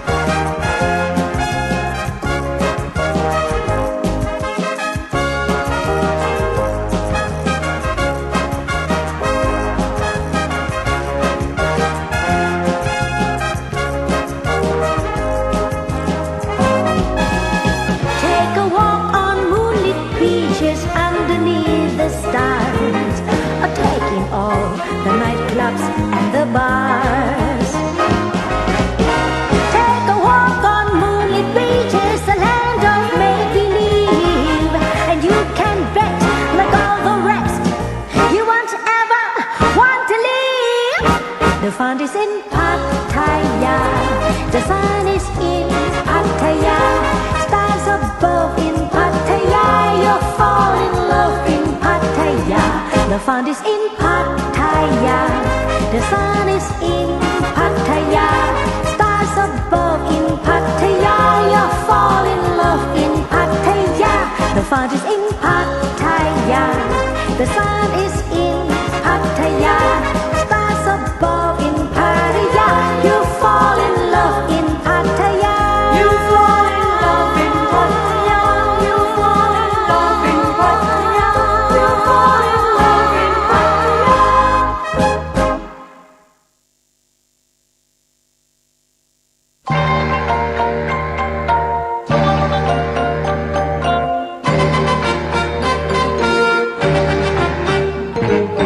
Kowloon, Kowloon, Hong Kong. We like Hong Kong. That's a place for you. Kowloon, Kowloon, Hong Kong. We like Hong Kong. That's a place for you. Walking down the street full of joy. Come here, rickshaw boy. Take me down the street, chop, chop, chop. Hoppa, hoppa, how ding dong. Kowloon, Kowloon, Hong Kong. We like Hong Kong. That's a place for you.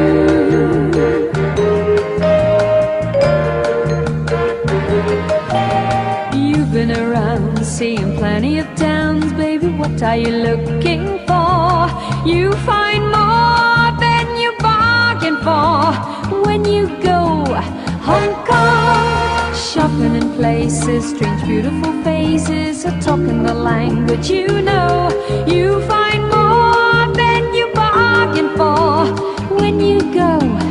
Hong Kong. Find yourself a private island where you can hide away.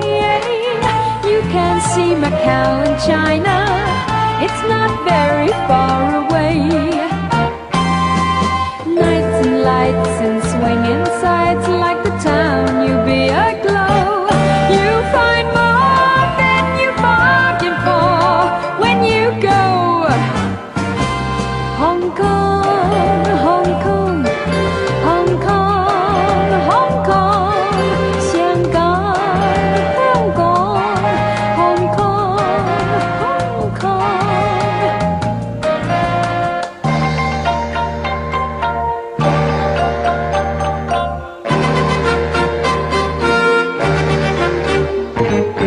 Kowloon,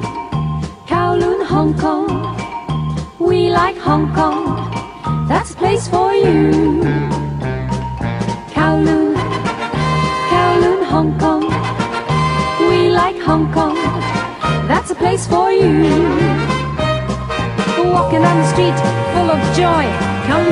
here, rickshaw boy. Take me down the street, chop, chop, chop. Hoppa, hoppa, how ding dong. Kowloon, Kowloon, Hong Kong. We like Hong Kong. That's a place for you.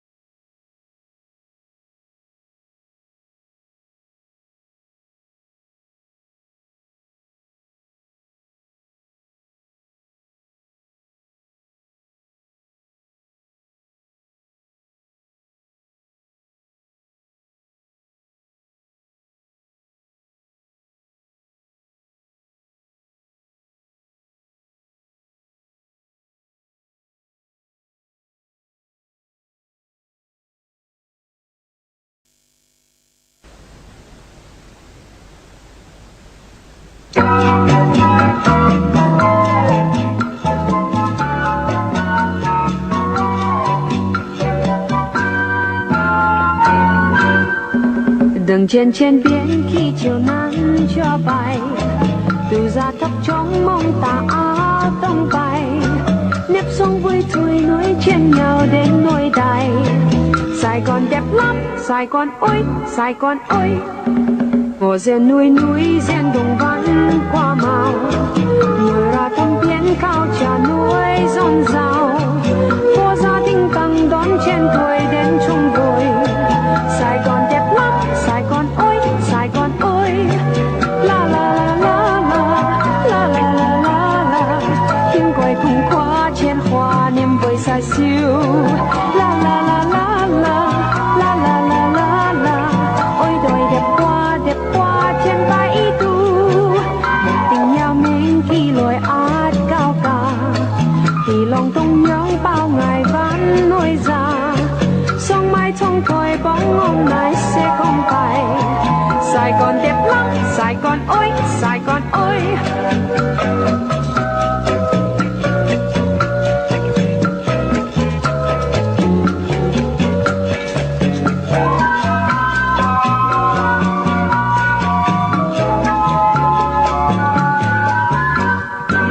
Đừng trên biển khi chiều nắng cho bay, từ ra thấp trong mong ta áo tông bay, nếp sống vui tươi nối chen nhau đến nỗi đài. Sài Gòn đẹp lắm, Sài Gòn ơi, Sài Gòn ơi, ngồi rèn núi núi rèn đồng văn qua màu, người ra thăm biển cao trà núi rộn rào, phố gia đình tăng đón chen tuổi đến chung vui. Sài Gòn đẹp lắm, Sài Gòn ơi, Sài Gòn ơi, la la la la la la la la la la, tiếng quay cùng khoa chen hoa niềm vui say siêu. La la la la la la la la la la, ôi đôi đẹp quá trên bãi tu, ngồi tình nhau mình khi loài át cao cả, thì lòng tung nhóng bao ngày vẫn nổi ra, sông mai trong tôi bóng ông này sẽ không bay. Sài Gòn đẹp lắm, Sài Gòn ơi, Sài Gòn ơi, Sài Gòn đẹp lắm, Sài Gòn ơi, Sài Gòn ơi, Sài Gòn đẹp lắm, Sài Gòn ơi, Sài Gòn ơi, Sài Gòn đẹp lắm, Sài Gòn ơi.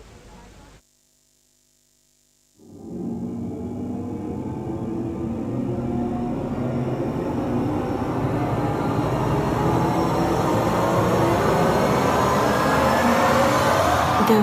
Hiền.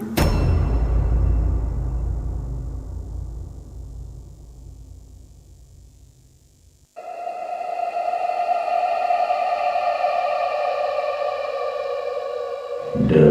Hiền.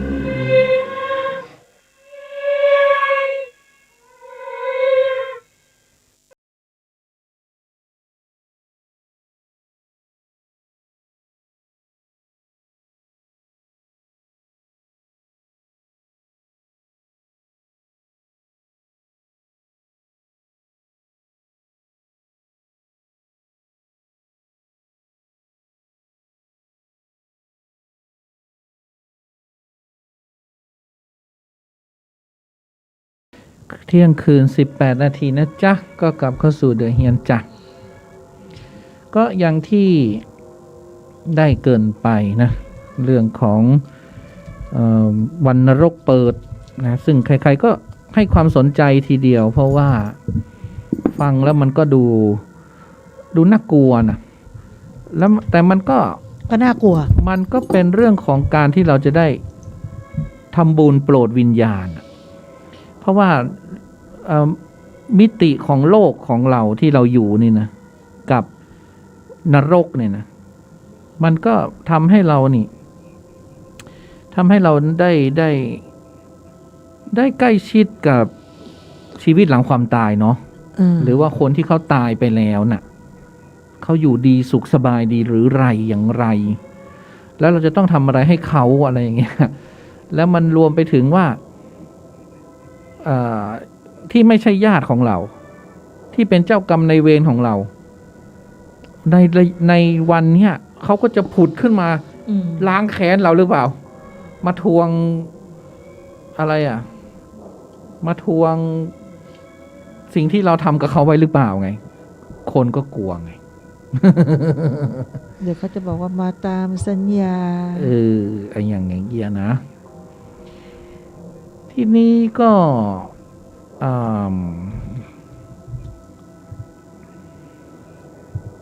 มันก็เลยจะต้องมาพูดกัน คือวันที่22นี่นะมันเป็นวันโกนนะ มันยังไม่ใช่วันพระนะ วันพระคือวันที่23คือวันจันทร์ จริงๆแล้วมันจะต้องเป็นวันที่23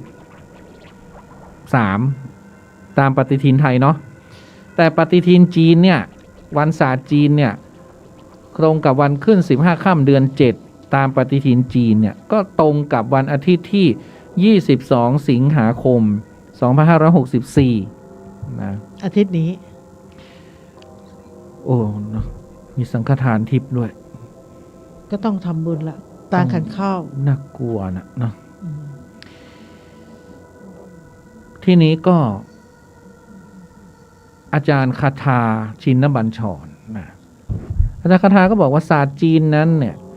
เป็นวันที่ลูกหลานชาวจีนจะต้องแสดงถึงความกตัญญูโดยมีการ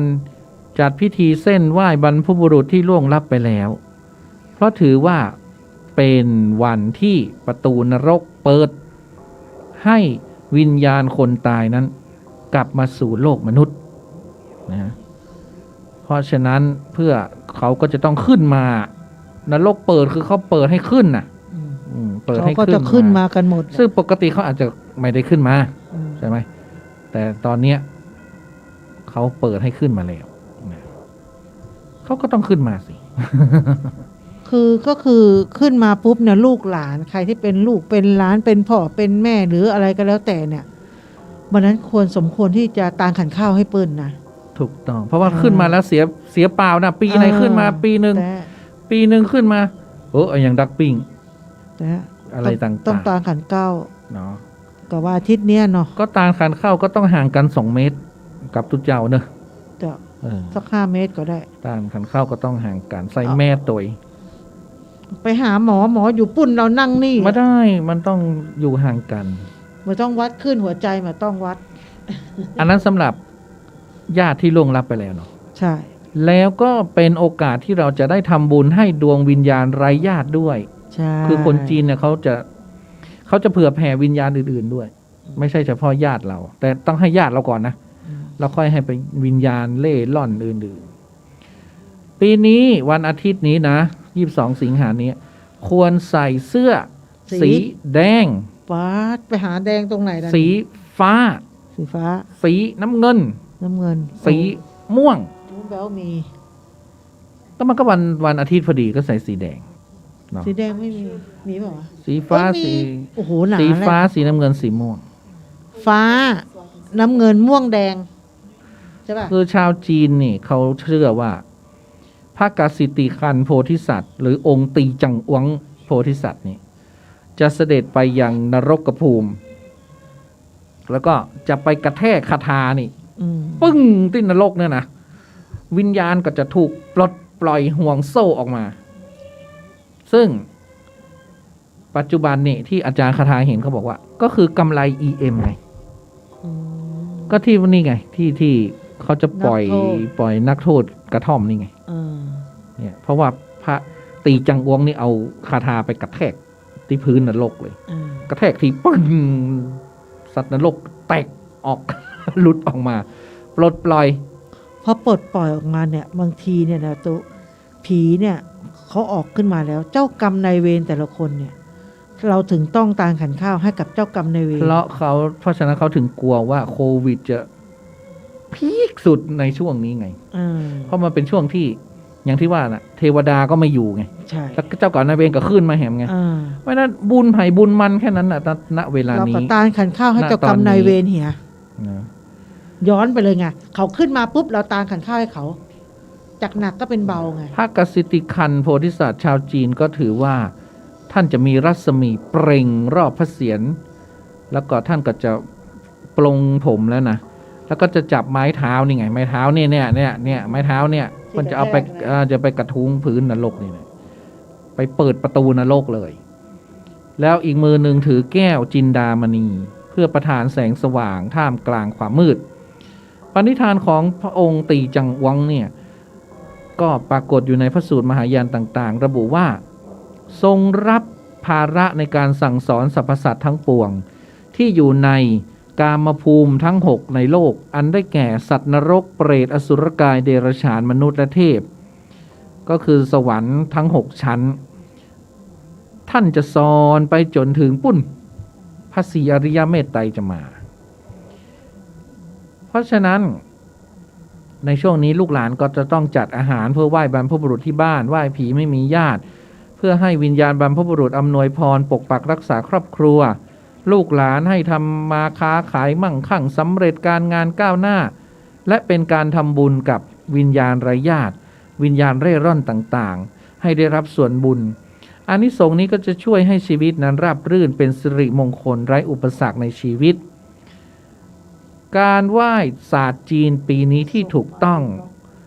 เช้าไหว้ตีจูเอียนะตีจูเอียก็คือเจ้าที่นะไหว้ตีจูเอียก่อนแล้วก็ไปไหว้พระในห้องพระก่อนนะหรือใครไม่มีห้องเขามีหิ้งพระก็ไหว้หิ้งพระก่อนสายค่อยมาไหว้บรรพบุรุษนะหลังจากไหว้ตีจูเอียแล้วไหว้พระแล้วนะแล้วบ่ายค่อยไปไหว้ไปฮ้อเฮียตีก็คือวิญญาณเร่ร่อนชาวจีนให้เกียรติเรียกวิญญาณเร่ร่อนพวกนี้ว่าพี่น้องที่ดีอย่าไปเรียกเขาวิญญาณเร่ร่อนนะต้องเรียกเขาว่าโอ้มาเฮาเป็นพี่น้องกันเพื่อก็จะได้ช่วยโอ้คนนี้เขาดีนะเขาไม่รู้จักเรานะเขาทำบุญให้เรานะอย่างนี้นะอาหารที่ไหว้ไม่มีอะไรเยอะเลยมีข้าวสวยเหี่ยถ้วยนึงมีชุดข้าวหวาน5อย่างเป็ดไก่หมูปลาที่สำคัญต้องมีน้ำแกงเพราะว่าวิญญาณนี่จะต้องกินน้ำแกงน้ำชาหรือเหล้าจีนเนาะของหวาน3อย่างพอขนมเทียนขนมเข่งถ้วยฟูพอแล้วผลไม้อีก5อย่างแล้วก็เผากระดักเงินกระดักทองแค่นั้นเอง สิ่งที่ห้ามทำในช่วงศาสตร์จีนนี้1เพราะว่ามันเป็นช่วงประตูนรกเปิดเนาะวิญญาณอะไรอย่างก็จะวุ่นวายห้ามแต่งงานในเดือนนี้นะบางคนก็ฝันว่าไปแต่งงานแล้ว เขาห้ามแต่งงานห้ามเดินทางบ่อยในเดือนนี้เพราะว่าผีมันเล่ร่อนไปหมดนะห้ามอยู่บ้านช่วงกลางคืนเพราะผีมันห้ามอยู่นอกบ้านไม่ใช่ห้ามอยู่บ้านห้ามไปนอกบ้านกลางคืนมันไปไม่ได้อยู่แล้วมันโค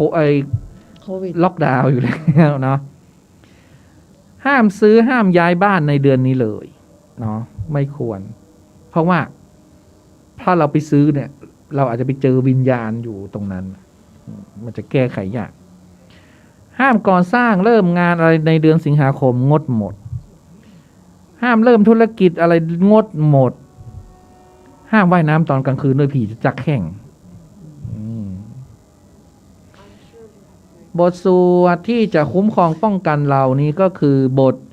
ที่พระอาจารย์ภาสกรสอนเราอยู่เสมอก็คือบทมงกุฎพระพุทธเจ้าอิติปิโสวิเศษอีเสเสพุทธนาเมอีเมนาพุตังโสอีโสตังพุทธปิติอี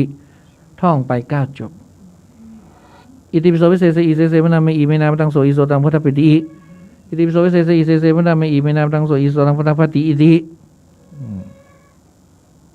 9จบหรือสวดตีจังอวงก็ได้นะโมตีจังอวงพอสร้างม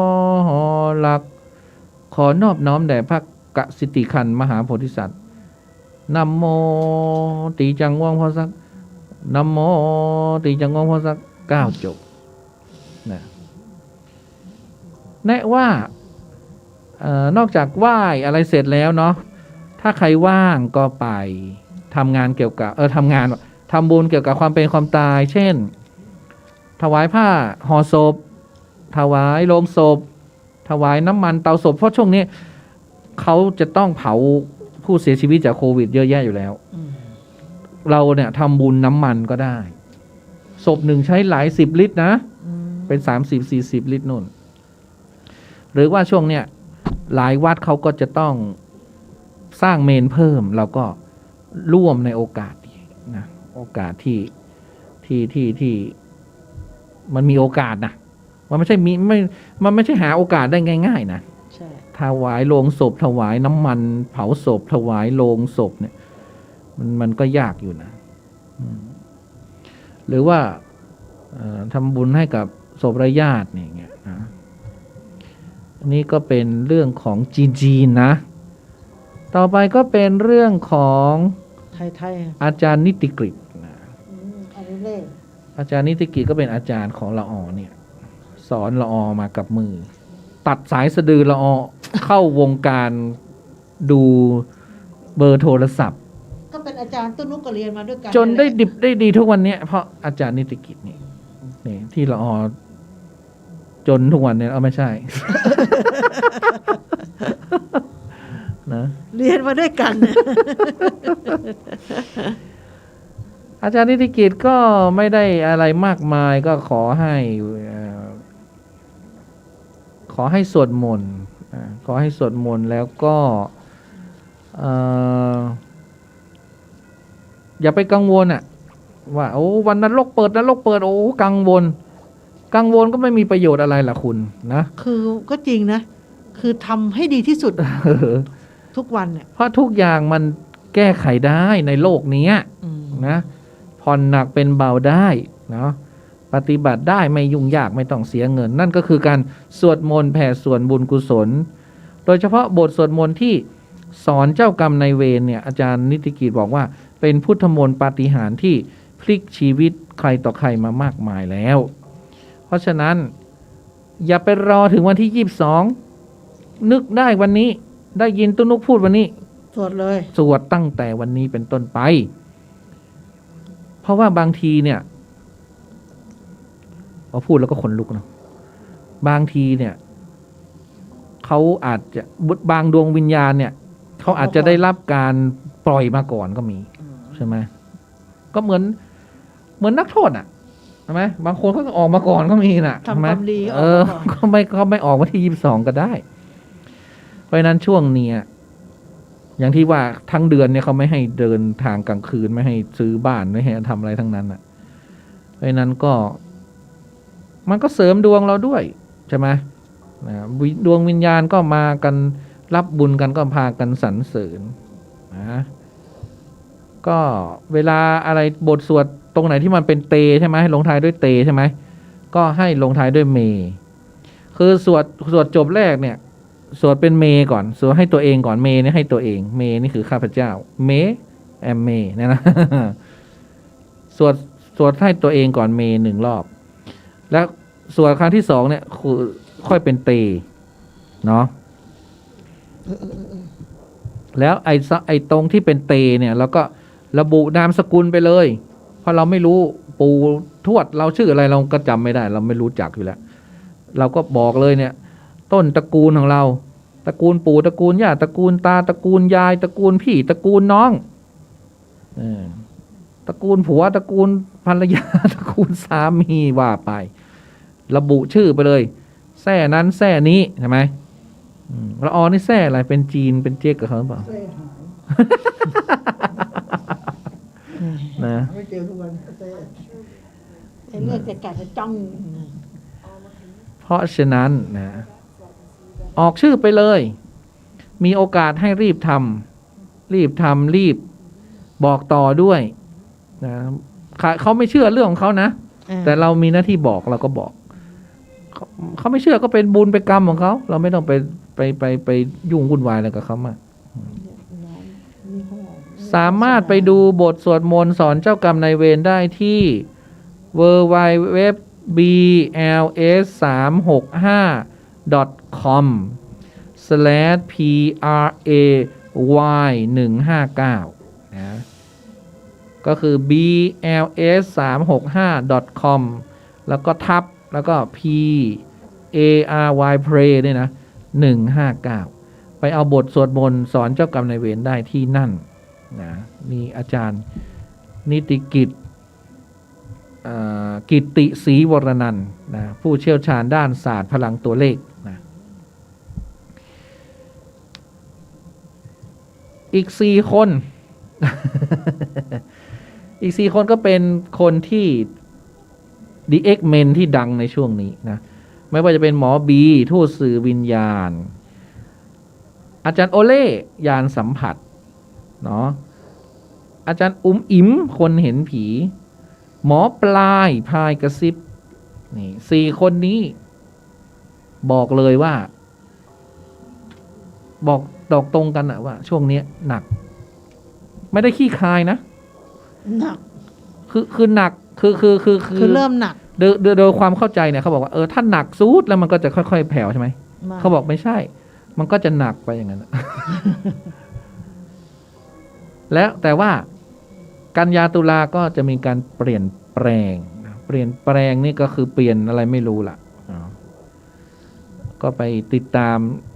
อาจารย์ทั้ง3 ท่านได้ อย่างหมอบีเนาะหมอบีทูตสื่อวิญญาณอาจารย์โอเล่นะยานสัมผัสแล้วก็อุ๋มอิ๋มคนเห็นผีแล้วก็หมอปลายพายกระซิบหลังๆเขาก็แม่นนะเขาก็แม่น แต่เรื่องพายกระทิบเนี่ยเชื่อเพราะเคยได้ประสบกับตัวเองไงไปท้าเขาทายเธอเหรอ ไม่ก็คือหมายถึงเธอไปเจอพายกระซิบใช่ว่า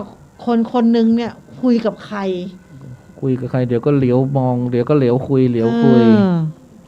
เสร็จแล้วเราก็เลยนึกในใจเลี้ยงกุมารไว้หรือเปล่าว่าอยากได้ยินว่าเขาคุยอะไรโอ้ยแป๊บเดียวนะมากระซิบข้างหูเราเลยอ่ะมันต้องอย่างนั้นลองของอ่ะไม่ได้ลองของคนดื้อมันต้องเจออย่างนั้นไม่ได้ลองของแต่แบบอยากรู้ไงว่าใช่อยากรู้คุยกับใครก็ต้องเจออย่างนั้นเขาเลยถามเราคิดในใจนะญาติพี่แป๊วเนี่ยเขาเลยถามว่าเอ็งอยากรู้เหรออยากได้ยินเหรอเอาอยู่คิดในใจนะบอกแป๊บเดียวนะ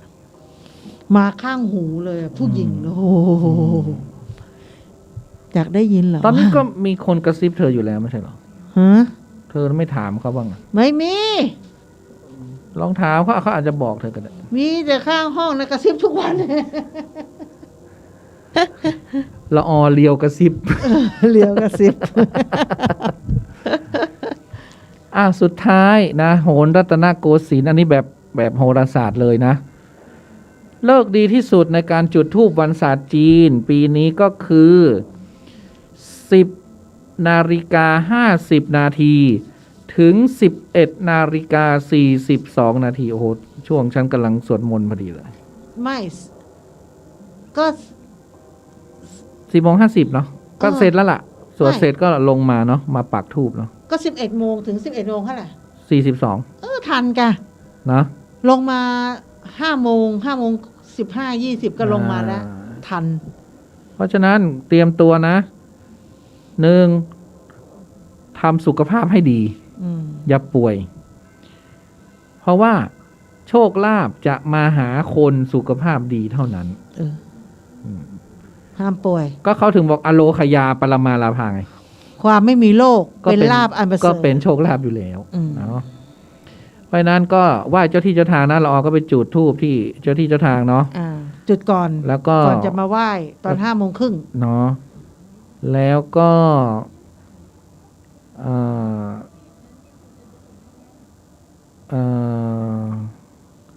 จะจริงนะช่วงนี้ปู่เจ้าที่ไม่ค่อยอยู่นะไม่อยู่คือไปไหนอ่ะเธอไม่ถามคือเงียบก็มันเป็นช่วงที่เขาบำเพ็ญนะคนก็ต้องบำเพ็ญเทวดาก็ต้องมีความรู้สึกว่าเราก็ไม่ค่อยอยากไปคุยกับปู่ไงเพราะมีความรู้สึกว่าปู่ไม่อยู่อ่ะคุยไม่อยากคุยลองโทรหาสิก็ว่าจะโทรนะว่าปู่ไปไหนเนี่ยคือดูเงียบๆอ่ะทุกทีจะแบบอะล่าอะเหริงไงเห็นสารแบบจะมีความสดใสแต่ตอนนี้ดูแบบนิ่งๆเฉยๆปู่ไปไหนก็วันอาทิตย์นี้นะ10:50ถึง11:42นะไหว้เจ้าที่เจ้าทางไหว้เทพเจ้าไปไหว้ห้องโหรเลยนะเทพเจ้าขอความเป็นสิริมงคลให้ชีวิตหน้าหิ้งบูชาหน้าเทวรูปเตรียมข้าวสารอาหารผลไม้น้ำชาเหล้าแล้วก็ธูป5 ดอกปักลงกระถางธูปเผากาดักเงินกาดักทองแล้วต้องไปซื้อกาดักเงินกาดักทองมาด้วยเนี่ยไปซื้อที่ไหนเรา ก็ร้าน อะไรวะ สังฆพันธ์ไง อ๋อ 2ไหว้บรรพบุรุษเพื่อให้สุขภาพแข็งแรงอายุยืนนะคือ 1ไหว้เจ้าเนี่ยเพื่อเป็นสิริมงคลนะ2ไหว้บรรพบุรุษเพื่อสุขภาพแข็งแรงอายุยืนเนาะไหว้เจ้าไหว้ที่ไหว้บรรพบุรุษเนี่ยเตรียมข้าวกับข้าวเอาที่เขาชอบนะอย่างต้นนุกนี่ชอบกุ้งแช่น้ำปลาก็ต้องเตรียมกุ้งแช่น้ำปลาให้ฉันด้วย อันนั้นบรรพบุรุษเหรอ เขาให้บรรพบุรุษ น้ำแกงเห็นไหมน้ำแกงขาดไม่ได้ ผีกับน้ำแกงเนี่ยมันคู่กัน อืม นะแล้วผัดหมี่นะผัดหมี่อะไรกันผัดจืดๆไปงั้นนะผีอ่ะไม่ต้องไปอร่อยมาก เขาเรียกว่าผัดหมี่ซั่ว ผลไม้นะ วันอาทิตย์ก็เท่ากับเขาเรียกว่าตามขันข้าวมันก่อน น้ำชาและเหล้า ใช่ป่ะตุ๊ ไม่ใช่อันนี้เปิ้ลเอาไว้บรรพบุรุษ งั้นปล่อยเขาเถอะ จุดธูป3 ดอกปากลงกระถางเผาใบเบิกทางและกาดักเงินกาดักทองนะส่วนบ่ายมาไหว้สัมภเวสีผีเล่ร่อน หลังบ่ายโมงนะอย่าไปไหว้ก่อนบ่ายโมงเพราะว่าไหว้สัมภเวสีผีเล่ร่อนนี่เปิดทางไม่ให้สิ่งไม่ดีมาบังหน้าบ้านเอาข้าวเอากับข้าวที่เหลือกินจากตอนเช้าเนี่ยไม่ใช่เหลือกินเหลือเกินแบ่งไว้แล้วอะไรอย่างเงี้ยนะเอามาน้ำชาเหล้าใส่จานแล้วก็เอาไปไว้พื้นนอกบ้านโน่นปักธูป1 ดอกลงบนอาหารทุกอย่างเลยนะนี่เราต้องทำคนที่เตรียมไหว้แบบดั้งเดิมทั้ง3สำรับไม่ไหวลดปริมาณลงก็ไม่ไหวก็น้ำชาสักถ้วยก็ยังดีนะไม่ใช่ไม่มีอะไรเลยนะก็เปลี่ยนเข้าก็เป็นมาม่าก็ได้ผัดหมี่ก็เป็นผัดมาม่า ตามสถานการณ์แล้วเนาะแล้วก็มีขนมเปี๊ยะมีผลไม้สักลูกนึงก็คือสามารถลดขนาดลงได้ตามกำลังของเราปีนี้เราไม่ไหวเงินเดือนก็ไม่ได้ตกงานอะไรเงี้ยแต่จะไม่ไหวก็สักหน่อยนึงอะไรเงี้ยก็ลดลงมาเนาะมันตะกิดตะขวงใจ แอปเปิลแกนน้ำชาถ้วยก็พอละมีอะไรก็ไหว้ไปได้นะแล้วเราก็บอกว่าปีหน้า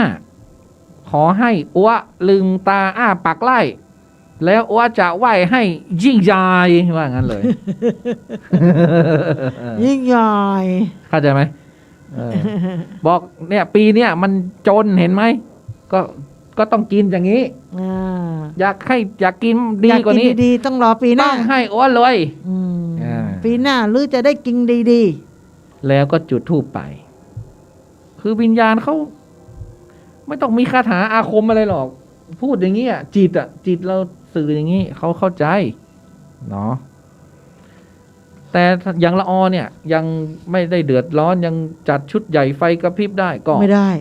ก็สามารถทำได้ไม่ได้ว่าอะไรกันเดือดร้อน เดือดร้อนโหรรัตนโกสินทร์ก็บอกว่ารออีก2 ปีดาวมยุตยูก็จะพ้นจากดวงเมืองและดวงโลกไปแล้วนะจ๊ะ2 ปีก่อนทุกคนก็จะมีชีวิตดีขึ้นจากนั้นเศรษฐีจะเต็มบ้านเต็มเมืองแล้วตอนนั้นรับรองได้ว่าศาสตร์จีนในปีที่เรามั่งมีกันเนี่ยโอ้ยิ่งใหญ่ตอนนี้ก็ทนไปก่อนรอก่อนคนเดือดร้อนผีก็เดือดร้อนไม่มีเงินก็เหมือนคนตาย ก็คือคนเดือดร้อนก็ไม่มีคนเดือดร้อนเพราะว่าคนไม่มีเงินจะทำให้ผีไงถูกผีก็เลยกระทบกระเทือนไงก็ผีก็ต้องเข้าใจก็ต้องบอกผีว่าเศรษฐกิจแบบนี้นะผีก็ต้องลำบากหน่อยเนี่ยพอเนี่ยมันมามียังมีก็แค่หมูเนี่ยกินแค่หมูไปก่อนปีหน้าค่อยว่ากันเนี่ยหัวหมูก็เหลือแค่หมู2 ซองงั้นก็มาบอกเลยตรงๆ3 ตัวไก่กู้ก็เป็นไข่2 แกนลดลงไปฟังเรื่องหลอนจากละอออันนี้ก็วันที่22เราก็จะได้รู้ละว่าเราจะปฏิบัติตัวยังไงนะ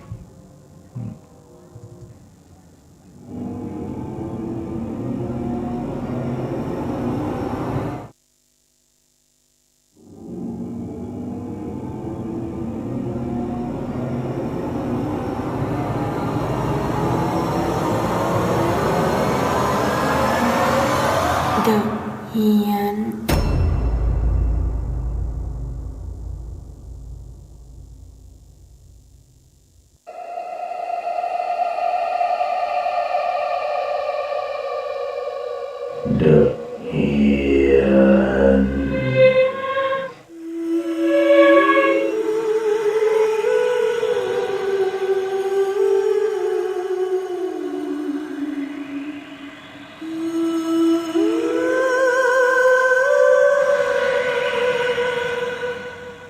ก็ต้องขอบอกก่อนเลยว่า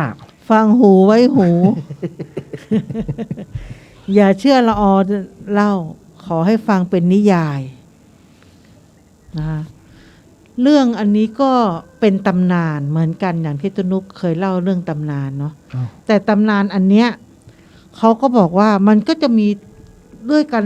คือก็จะเจอกันอยู่เรื่อยๆแต่เด็กรุ่นใหม่เขาไม่เชื่อ อือหือ แต่เราจะเล่าเรื่องตำนานนี้ก่อนแล้วค่อยมาพูดถึงว่าทำไมถึงได้เล่าตำนานอันนี้กับเด็กรุ่นใหม่ เด็กรุ่นใหม่ที่เจอก็คือเสลี่ยงเจ้านางกับบริวารหัวขาดนะอันนี้คือมันเป็นตำนานคือเรื่องเล่าสมัยก่อน ที่มหาวิทยาลัยชื่อดังแห่งหนึ่งเนี่ยนะ อ่า ก็คือเด็กเข้ามาใหม่อยู่ปีหนึ่งอ่ะก็จะเจอรุ่นพี่เนี่ยเขาก็จะเล่าเรื่องราวให้ฟังนะคะเขาบอกว่าขบวนแห่เสลี่ยงเจ้านางน้อยเนี่ยแล้วก็เจ้าเมืองเนี่ยก็คือเคลื่อนออกจากวังตั้งแต่เช้าตรู่เจ้าเมืองก็ไม่ได้บอกแก่เจ้านางน้อยว่าจะเดินทางครั้งเนี้ยมีจุดประสงค์อะไรนะนอกจากจะพาไปเที่ยวชมป่าคราวนี้เจ้านางน้อยก็คลายใจแล้วก็อยู่ในอารมณ์ที่ล่าเริงสดใสตามภาษาวัยของนางนะคะ นางก็ยังพูดจาหยอกล้อเล่นกับหนานอินทาสนะคะทาสหามเสลี่ยงที่นางเนี่ยแอบคบหาในฐานะคนรักตามปกติหนานอินเองก็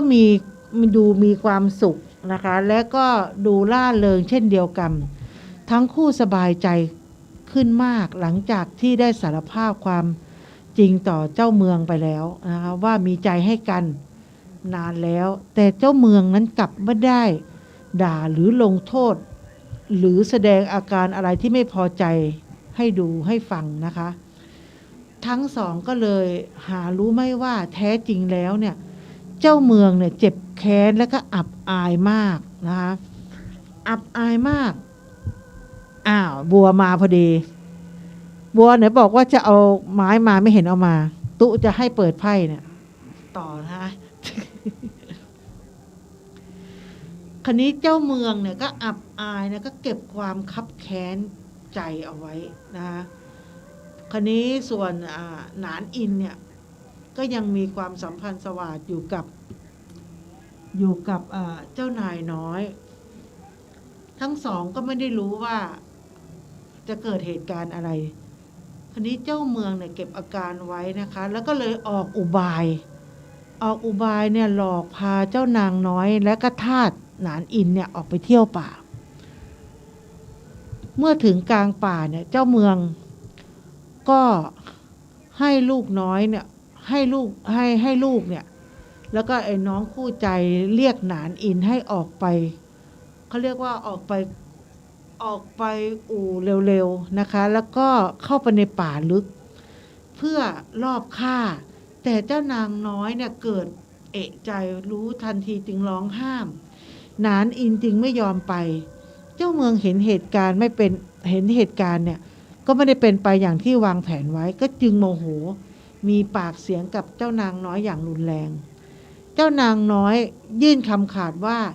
ถ้าชาตินี้ไม่ได้อยู่กินกับหนานอินจะไม่ยอมแต่งงานกับใครทั้งสิ้นเจ้าเมืองก็เลยเกิดบันดาลโทสะก็เลยให้บริวารตามมาจับหนานอินเนี่ยตัดคอจนขาดกระเด็นต่อหน้าต่อตากับเจ้านางน้อยเจ้านางน้อยเนี่ยตกใจมากนะคะก็อึ้งไปเจ้าเมืองก็สติแตกแต่ใจกลัวว่าเจ้านางน้อยจะเสียใจจนฆ่าตัวตายตามคู่รักไปพยายามปลอบใจว่าต่อไปนี้ขอให้เริ่มต้นชีวิตใหม่อย่าได้อะไรอย่าได้คิดหา ทำอะไรทั้งสิ้น เพียงคู่เดียวเจ้านางน้อยคนงามก็สะบัดตัวออกจากทาสที่ยึดนางไว้ ก็วิ่งเข้าไปหาหัวหนานอินแล้วก็เอามากอดแนบอกแล้วก็คว้าปิ่นปักผมแทงตัวเองจนเสียชีวิตขาดใจตายตามคนรักไป เจ้าเมืองตกใจแล้วก็เสียใจจนข้างทั้งตัวด้วยความรู้สึกผิดทั้งสั่งให้บริวารที่ช่วยกัน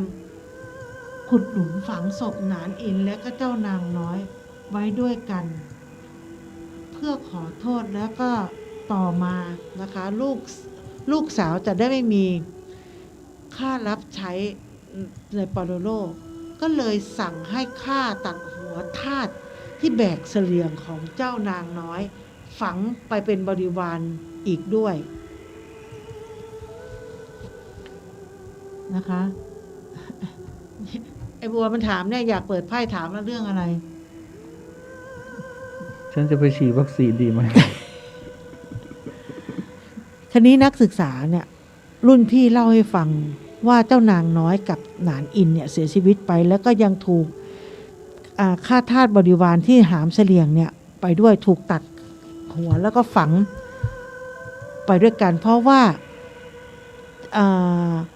เจ้าเมืองก็กลัวว่าลูกสาวจะไม่มีค่าทาสบริวาร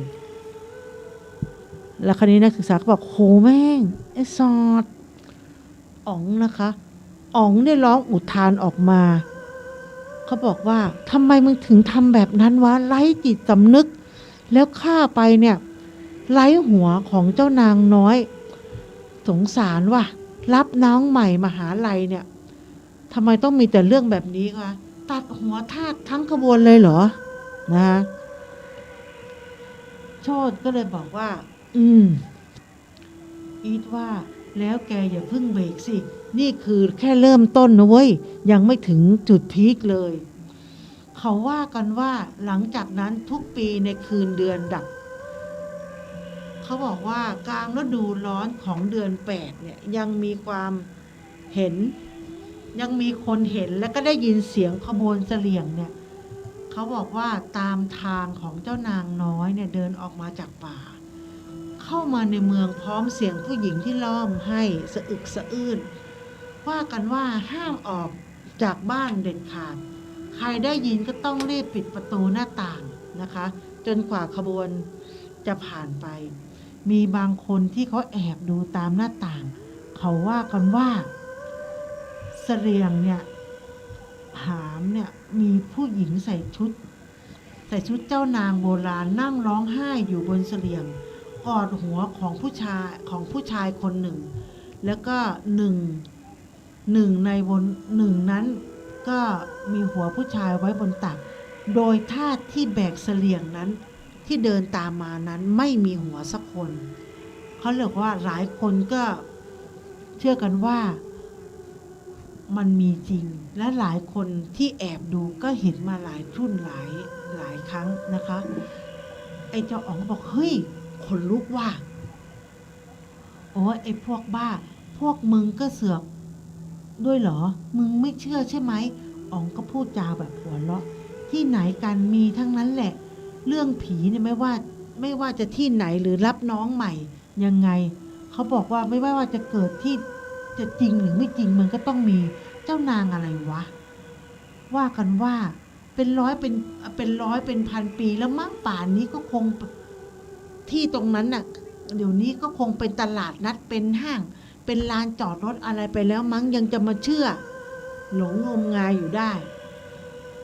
อีทก็มองหน้าอ๋องแบบหมั่นไส้ทำเป็นรู้ดีถ้าเป็นอย่างนั้นรุ่นพี่เขาคงไม่เอามาเล่าหรอกนะคะเขาบอกว่าสงสารแต่เด็กน้องๆรุ่นใหม่นี่แหละเส้นทางเดินขบวนเสลี่ยงตามทางของเจ้านางน้อยเนี่ยมันเริ่มต้นจากหลังตึกบัญชีไปถึงหอนาฬิกากลางในมหาลัยเนี่ยของเรานี่แหละแล้วที่เอามาลงเนี่ยเพราะมีอยู่หลายปีที่มีนักศึกษาได้ยินเสียงขบวนแห่วิ่งออกมาดูกลางดึกแล้วหายสาบสูญไปเฉยๆเขาบอกว่ามีคนเล่าว่า ช่วงปีท้ายๆในขบวนเนี่ยแห่เสลี่ยงตามความหมายของเจ้านางน้อยเนี่ยไม่ได้มีแต่แต่งชุดไทยโบราณนะ แต่มีชุดนักศึกษาที่หัวขาดเดินร่วมอยู่ในขบวนนั้นด้วยโอ้ยคนลุกว่ากันว่าคนที่ออกไปดูขบวนแห่ของเจ้านางเนี่ยต้องโดนอาถรรพ์ถูกเอาตัวเข้าไปร่วมในเสบียงหรือในขบวนนั้นๆด้วยเวอร์ละมึงไอ้อ๋องก็เลยร้องลั่นร้อนสุดเลยว่ะของแบบนี้ถ้ามึงจะเชื่อไว้ก็ดีแต่ก็ไม่สมควรที่จะลบหลู่เข้าเมืองตาหลิวก็ต้องหลิวตาตามนะเว้ยพวกมึงเรียนวิทย์กันได้ไงวะอ๋องยังคงทำหน้าไม่เชื่อเดือน8ไทยก็คือเดือนนี้พอดีใช่ไหมเอางี้ต้นเดือนน่ะคนเนี้ยเรามาพิสูจน์กันอ๋องท้าอย่างไม่คิดอะไรและก็ท้าอย่างจริงจังคือขออนุญาตอาจารย์พาเพื่อนๆอีก8คนมาจัดบอร์ดนิทรรศการของรายวิชาหนึ่งที่ได้ตึกคณะในตอนกลางคืนในคืนเดือนดับพอดีทั้งที่งานเนี่ยไม่ได้เร่งไม่ได้รีบอะไรนักหนาทุกคนก็รู้ดีว่าเจตนาครั้งเนี้ยมันคืออะไรแม้บางคนจะกล้ากลัวแต่ในที่สุดแล้วความอยากรู้อยากเห็นก็มีมากก็เลยพากันนะคะยกขโยงกันทั้งฝ่ายหญิงและฝ่ายชายหลายคนก็พาเครื่องรางของขลังพกติดตัวกันมาแบบเต็มที่เต็มทางแต่อ๋องเก็บหมดไม่ให้พกเลยไม่ให้พกเครื่องรางของขลังทั้งหมดอ๋องไม่เชื่อเราจะมาดูซิว่าไอ้พวกที่มันจะมาเดินแห่ขบวนมันจะเป็นยังไงถ้าใครไม่กล้าก็กลับไปแต่คืนนี้แน่ๆแมนหน่อยด้วยอ๋องก็พูดไล่แล้วก็ชี้หน้าเพื่อนทั้งชายหญิงว่าให้เก็บพระออกให้หมดเครื่องรางต่างๆไม่ต้องเอาไปให้มันเอาไว้ชั้นบนนั่นแหละไม่ต้องพกให้มันแมนหน่อยไม่ต้องกลัวกลางดึกอากาศมันก็ร้อนอบอ้าวเมฆใหญ่เคลื่อนต่ำลงมาทุกทีเสียงพูดก็ก้องมันก็สะท้อนไปมาเหมือนฝนมันกำลังจะตกแต่มันก็ไม่ตกนะคะบรรยากาศในคืนนั้นมีเพียงความเงียบสนิทไม่มีแม้แต่เสียงแมลงกลางคืนในคืนเดือนดับกลุ่มนักศึกษาใหม่อาศัยไฟนีออนที่ใต้คณะนะคะในช่วงเวลาจัดบอร์ดเขาจัดบอร์ดอย่างสงบแล้วก็เสียงมันก็เงียบผิดปกติกระเหลียวหน้าแลหลังด้วยความหวาดกลัวระแวงเลยเป็นระยะแต่ก็ไม่กล้าที่จะพูดให้อ๋องฟังเพราะอ๋องมันก็บอกว่าอย่าป๊อดนะเวลามันก็ล่วงไปประมาณสักเที่ยงคืนครึ่งตอนนี้อากาศที่อบอ้าวมันเริ่มเย็นลงมาแต่ก็ยังคงมีความรู้สึกขนหัวลุกอยู่แล้วก็อึดอัดอย่างบอกไม่ถูกทุกคนรับรู้ได้ถึงเหตุการณ์ที่มันมีพลังงานอยู่มันอัดแน่นอยู่ในบรรยากาศไม่สามารถที่จะพูดได้แล้วก็ไม่สามารถที่จะมองเห็นกลิ่นน้ำหอมน้ำปรุงมันฟุ้งไปหมดเขาบอกว่ามันคล้ายๆกับน้ำส้มปล่อยหรือกลิ่นน้ำหอมสมัยโบราณนะคะมันโชยออกมาโดยที่ไม่รู้ตัวหลังเริ่มรุนแรงขึ้นมาเรื่อยๆอ๋องก็เริ่มโวยวายว่าใครฉีดน้ำหอมวะใครทำยาฉุนใครเอากำยานกลิ่นกำยานหรือกลิ่นน้ำหอมแกล้งกันหรือเปล่าแต่ก็ไม่มีใครพูดอะไรเพราะตอนนี้ทุกคนเริ่มกระสับกระส่ายแล้วก็เริ่มร้องวงเกาะตัวกันแน่นท่ามกลางอยู่ตรงกลางพร้อมกับมองหน้ากันอย่างเลิกลักไม่ทันขาดคันนะคะเสียงอึกอักเหมือนคนหัวใจสลายมันก็แว่วมาแต่ไกลใครได้ยินอะไรบ้างวะอีทก็กระซิบแบบเบาๆว่าทุกคนพยักหน้าแล้วก็เงียบกริบอ๋องก็ทำสีหน้าไม่พอใจกูว่ารุ่นพี่อำแน่นอนว่ะกูไม่เชื่อหรอกเดี๋ยวมึงคอยดูนะกูจะจัดการเสียงร้องไห้สะอึกสะอื้นดังใกล้เข้ามาเรื่อยๆทั่วบริเวณกลุ่มนักศึกษาที่กระจุกกันเป็นก้อนหลายคนที่อยู่ใต้ตึก ใกล้กับหอนาฬิกา ยิ่งเบียดกันเข้าไปอีกนะคะ ทันใดนั้น ฟ้ามันก็แลบวิ่งเป็นเส้นแตกลาย ก้อนเมฆมันก็มีทั้งแสงสว่างวาบออกมา เสียงฟ้าร้องกรีดกว้ำเสียงสะอึกสะอื้นของคนที่ร้องไห้ เสียงมันแผ่วเบาเข้ามาใกล้ๆไฟฟ้าที่เคยสว่างไสวตอนนี้มันดับวูบพร้อมกันทั้งบริเวณมหาลัย หลายคนก็หวีดร้องด้วยความกลัวนะคะ หลายคนก็เอามือจับกันแล้วก็ปิดปากตัวเองด้วยความกลัว แต่ก็ไม่กล้าที่จะร้องเสียงดังนะคะ เพราะว่าทุกคนกำลัง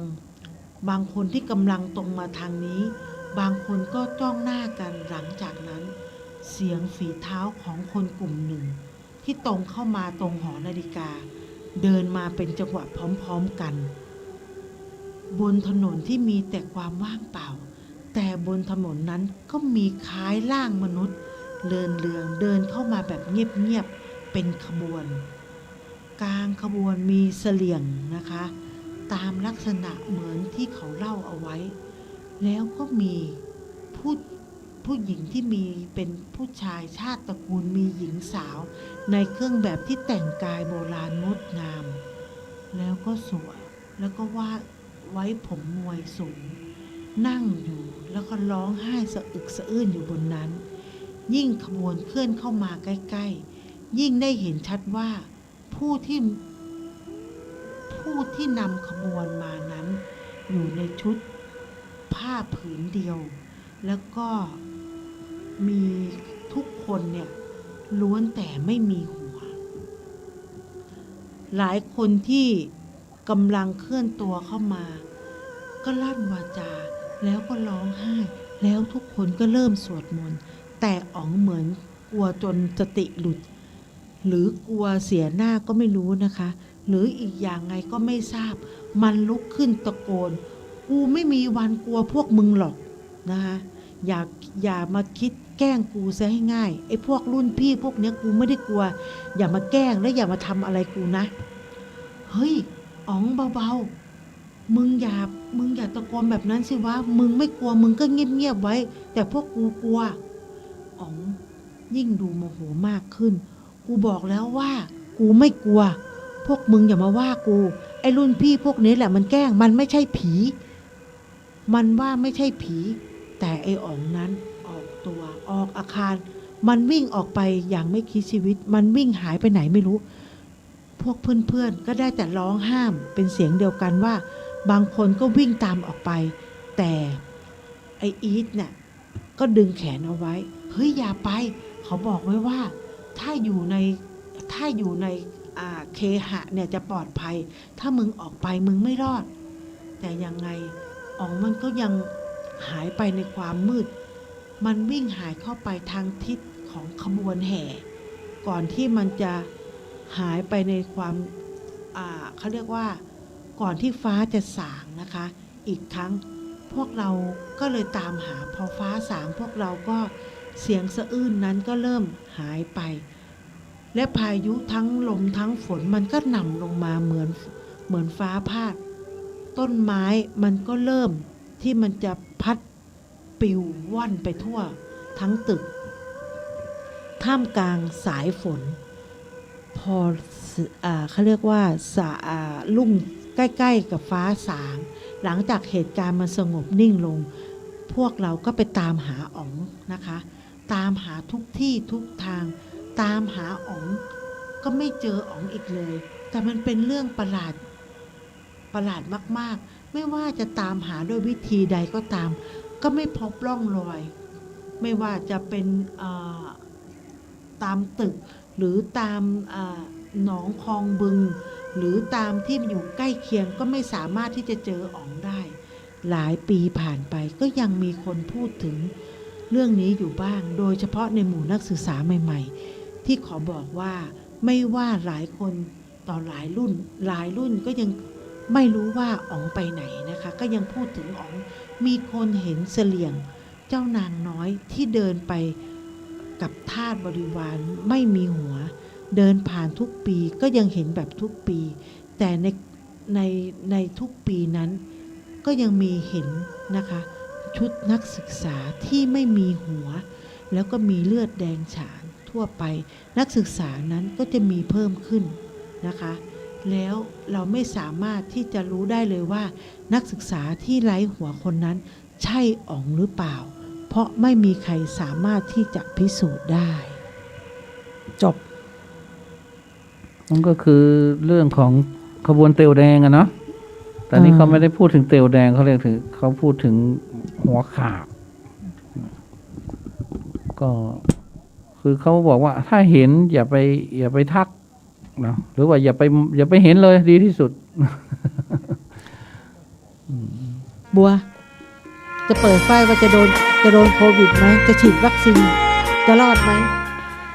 ก็ขอแผ่เมตตาไปยังทุกสรรพสัตว์สรรพวิญญาณสรรพเจ้ากรรมนายเวรสรรพเจ้านิจสินทั้งหลายรวมไปถึงดวงทุกดวงจิตดวงวิญญาณที่เราได้หยิบยกเอ่ยอ้างท่านขึ้นมาในรายการทุกรูปทุกนามทุกชื่อทุกเสียงก็ดีขอให้ท่านทั้งหลายจงมีแต่ความสุขความเจริญอย่าได้จองกรรมจองเวรเบียดเบียนซึ่งกันและกันเลยสำหรับท่านผู้ฟังก็ตอนนี้ก็วิญญาณกำลังจะมาอยู่เต็มโลกแล้วนะก็รักษาเนื้อรักษาตัวให้พ้นจากทุกภัยทั้งหมดทั้งสิ้นด้วยกันทุกท่านทุกคนเทินขอเจริญพร สมมุติพระเจ้า มีความงามเงียบไม่เปรียบเทียบเขาเทียบเราใครมองไม่งามช่างเขาแต่เจ้าก็คือดอกบัวด้วยความสัตย์ซื่อยึดถือความดีเป็นหลักใครรักไม่รักก็ไม่จงปรักมองมัวเมื่อโผล่พ้นน้ำ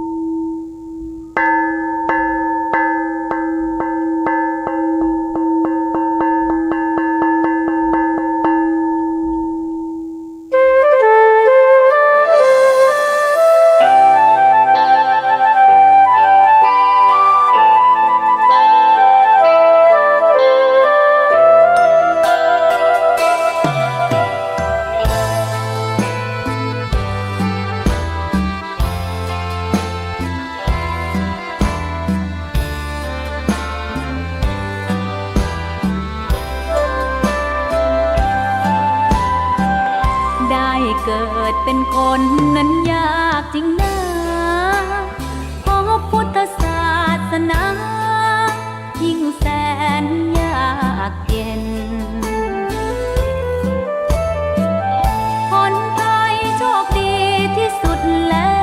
วมีแก้วสามดวงงามเด่นมีวัดซึ่งเป็นนาบุญยิ่งใหญ่มีศาสนาพุทธประจำชาติไทยอยากหล่ออยากสวยเราต้องรักษาศีลอยากมีอันจะกินต้องหมั่นทำบุญทำทานเอาไว้เข้าวัดสวดมนต์ฝึกฝนสติให้ว่องไวรีบทำตอนที่เราทำเองได้อย่ารอจนตายถึงเข้าวัดว่าเข้าวัดยามเป็นจะได้เห็นแต่น้ำใจเข้าวัดยามตายจะได้เห็นแต่น้ำตาก่อนจะสายเกินขอเชิญมาใช้ชีวิตให้คุ้มค่าเจริญทานศีลภาวนาสั่งสมบารมีไว้ทำบุญตอนที่ยังมีชีวิตย่อมดีกว่าร้องเขาอุทิศบุญให้อย่ามัวหลงเพลินเดินห่างวัดตัวอย่างชัดๆมีมากมายเข้าวัดตอนตายสายเกินแก้กรรม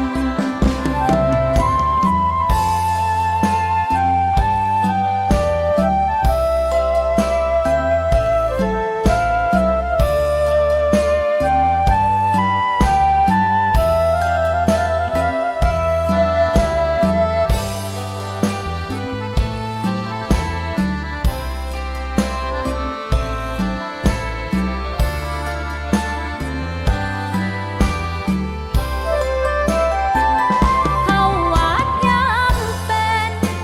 จะได้เห็นแต่น้ำใจเข้าวัดยามตายจะได้เห็นแต่น้ำตาก่อนจะสายเกินขอเชิญมาใช้ชีวิตให้คุ้มค่าเจริญทานศีลภาวนาสั่งสมบารมีไว้ทำบุญตอนที่ยังมีชีวิตย่อมดีกว่าร้องเขาอุทิศบุญให้อย่ามัวหลงเพลินเดินห่างวัดตัวอย่างชัดๆมีมากมายเข้าวัดตอนตายสายเกินแก้กรรมเข้าวัดยามเป็นผลบุญหนุนนำเข้าวัดยามเป็นจะได้เห็นแต่น้ำใจเข้าวัดยามตายจะได้เห็นแต่น้ำตา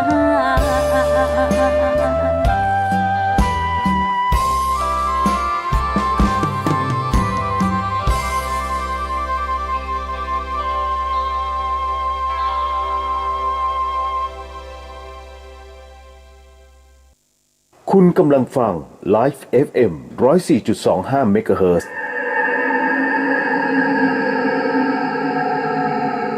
The Hiền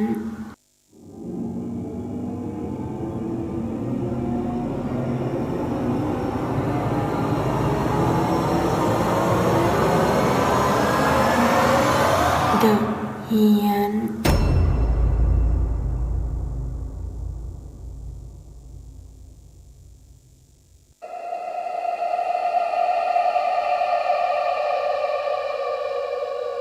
The เ Hiền The Hiền สวัสดีค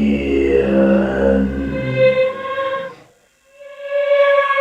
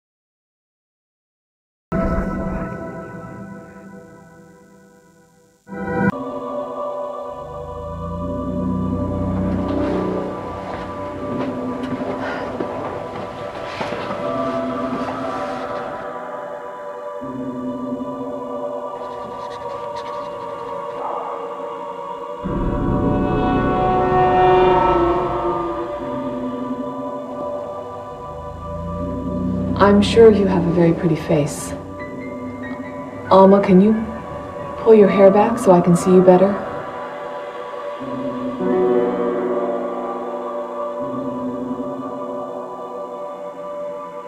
I'm sure you're very pretty.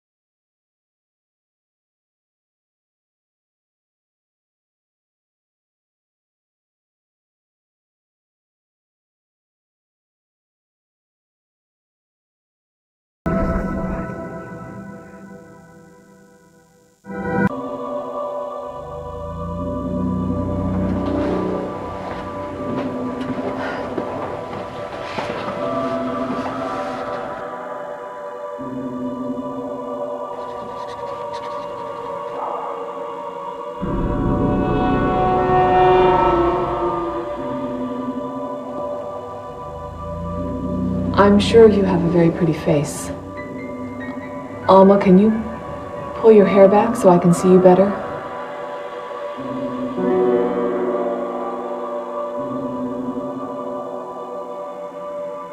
I'm sure you're very pretty.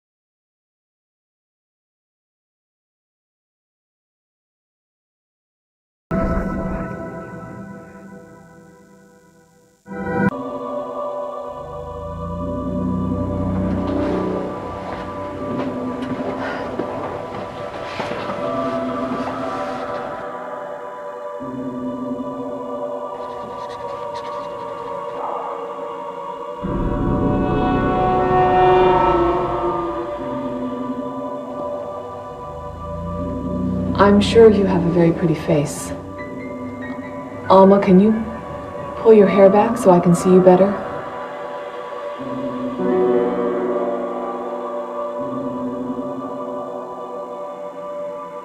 I'm sure you're very pretty. ชะตาชีวิตไม่ได้ขึ้นกับหมอดูคำทำนายเป็นเพียงความน่าจะเป็นที่อาจเกิด เราคือผู้กำหนดทางเดินกรรมคือผู้กำกับชีวิตเลือกทำเลือกคิดในสิ่งที่ถูกในวันนี้ด้วยความปรารถนาดีจาก Life FM ตอน The เฮียนสวัสดีครับป๋องเองฮะบอกผู้ชมก่อนว่าไม่ค่อยสบายเท่าไหร่นะฮะแล้วก็คนที่กำลังบันทึกเทปอยู่นี่ก็คือเพื่อนผมเองคือนเลียวเนี่ยนะครับยังไงก็ฝากเดอะเฮียนด้วยแจ้งก่อนสำหรับพี่น้องชาวเชียงใหม่นะฮะว่าจริงๆแล้วเดอะเฮียนนี่ก็เป็นเหมือนกับเครือข่ายสาขาของเดอะช็อคอีกสาขาหนึ่งก็แล้วกันที่อยู่ที่จังหวัดเชียงใหม่เนี่ยนะครับซึ่งผมเองเนี่ยอาจจะไม่ได้ไปเองหรือว่าจัดเองในช่วงระยะเวลานี้นะฮะก็ส่งเสียงมาก่อนก็แล้วกันแล้วเดี๋ยวถ้าวันไหนโล่งๆว่างๆไม่ต้องห่วงฮะด้วยความเคารพและคิดถึงฮะจะแวะเวียนไปเที่ยวนะฮะที่จังหวัดเชียงใหม่แล้วก็ไปจัดรายการที่นั่นอย่างแน่นอนนะครับผมเองก็เป็นคนหนึ่งที่รักจังหวัดเชียงใหม่นะครับรับรองว่างานนี้ถ้ามีเวลาไม่พลาดฮะยังไงก็ฝากนะเรียวนะฮะเดอะเฮียนด้วยกันแล้วกันนะครับ 104.25 เดอะเฮียน The Hiền.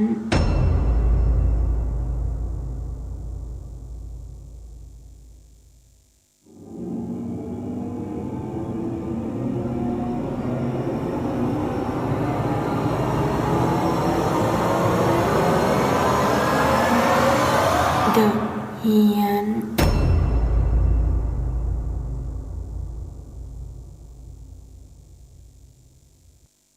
คุณกำลังฟัง Life FM 104.25 MHz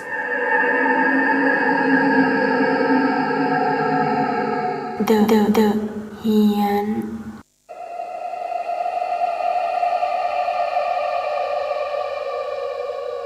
The Hiền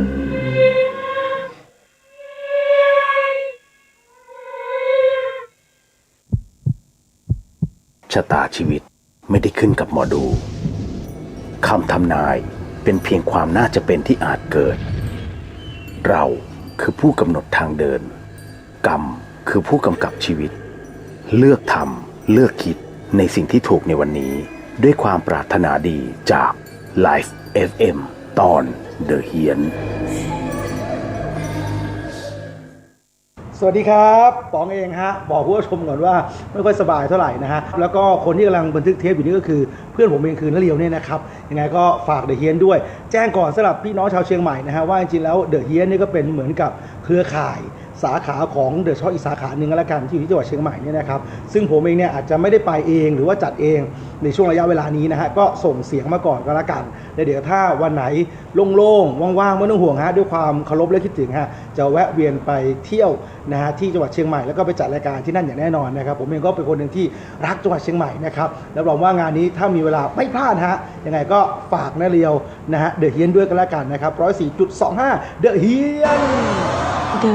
Hiền.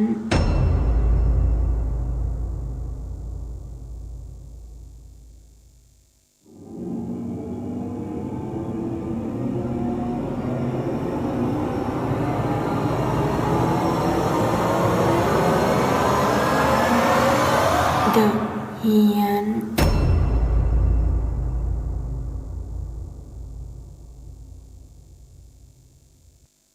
คุณกำลังฟัง Life FM 104.25 MHz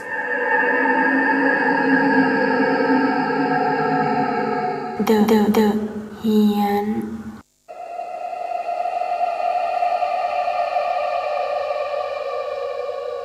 The Hiền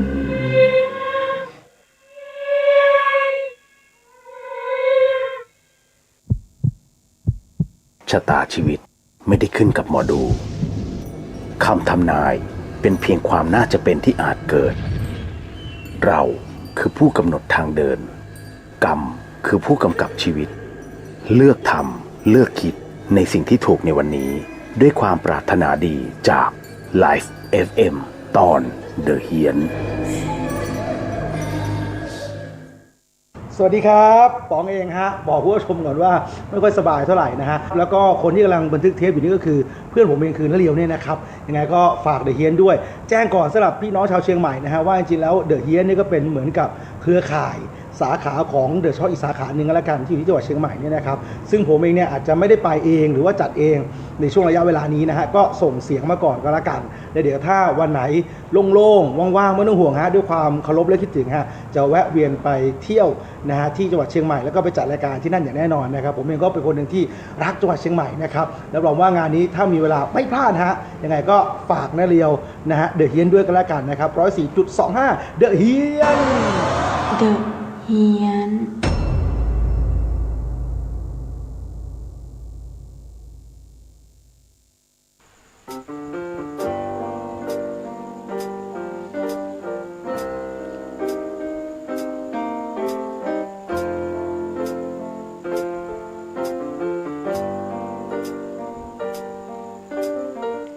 แค่เพียงสมมุติหยุดสวดอภิธรรมคงช้ำหัวใจพระจะเป็นไข้ด้วยในความจริงสวดจบก็รับปัจจัยผลลัพธ์ที่ขาดสวดไปก็คงอยู่ไปวันตั้งแต่บวชนั้นก็สวดเรื่อยมาหนักหนาจนโยมให้ความเชื่อมันกับวันเวลานำพาให้เทศรับกันจาก100เลื่อนเป็นหลายพันทุกวันก็พออยู่ไหว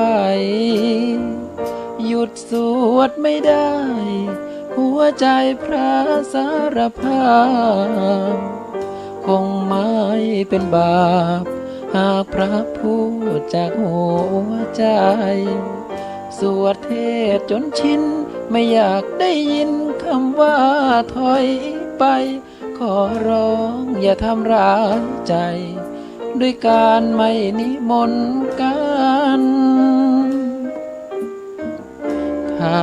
โยมให้พระวัดอื่นสวดแทนคงแค้นจนโยมไร้ความเชื่อมันเจ็บจนเหลืออดก็โปรดอย่าได้รำคาญหัวใจพระทรมานงดงานก็คงสิ้นลม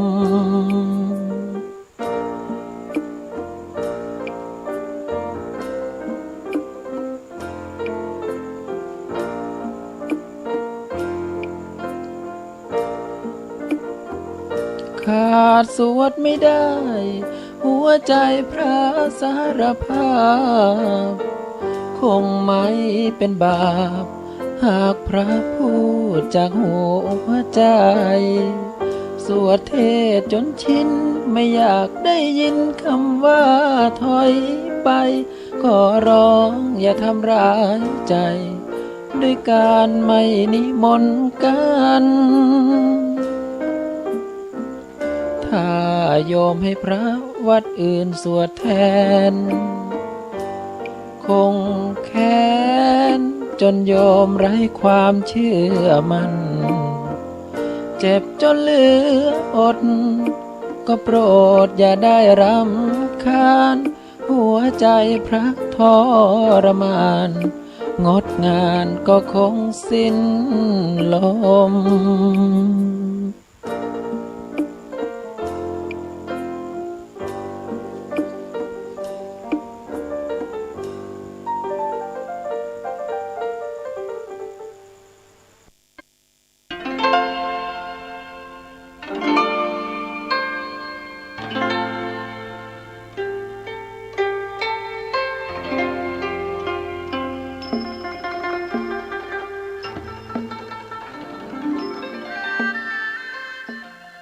สวัสดีครับท่านผู้ฟังที่เคารพ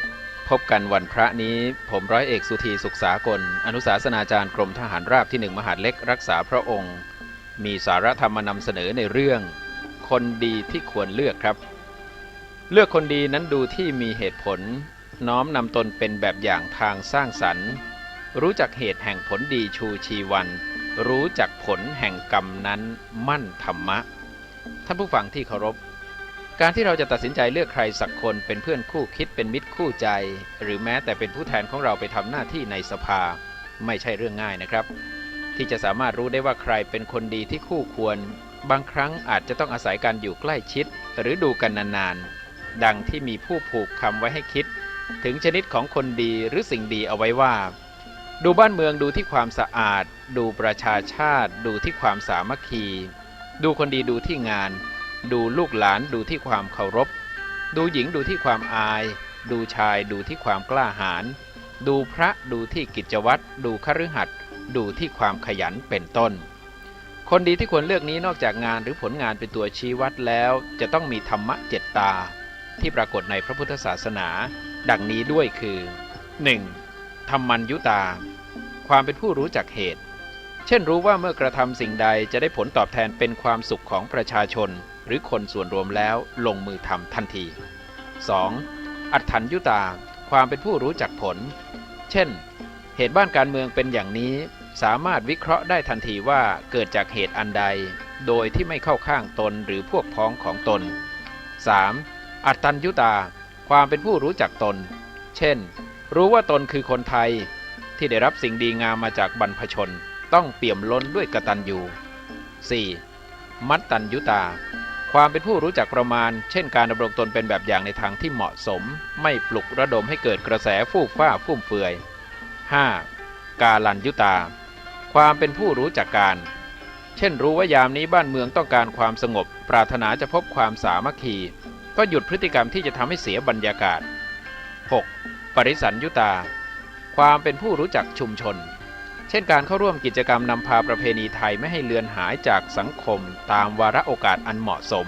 และ 7. ปุคละปโรปรัญยุตาความเป็นผู้รู้จักบุคคล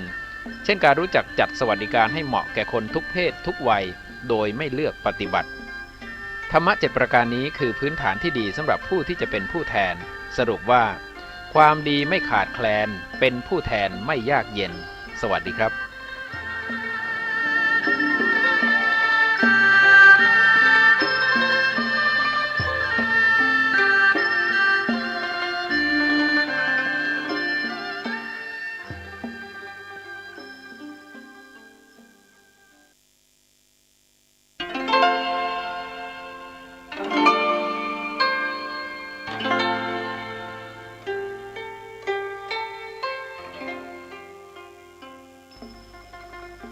สวัสดีครับท่านผู้ฟังที่เคารพพบกันวันพระนี้ผมร้อยเอกสุธีสุขสากลอนุศาสนาจารย์กรมทหารราบที่1มหาดเล็กรักษาพระองค์มีสาระธรรมมานำเสนอในเรื่องวิสาขบูชามหารำลึกครับวันสำคัญของชาวพุทธฉุดให้นึกร่วมรำลึกถึงคุณค่ามหาศาล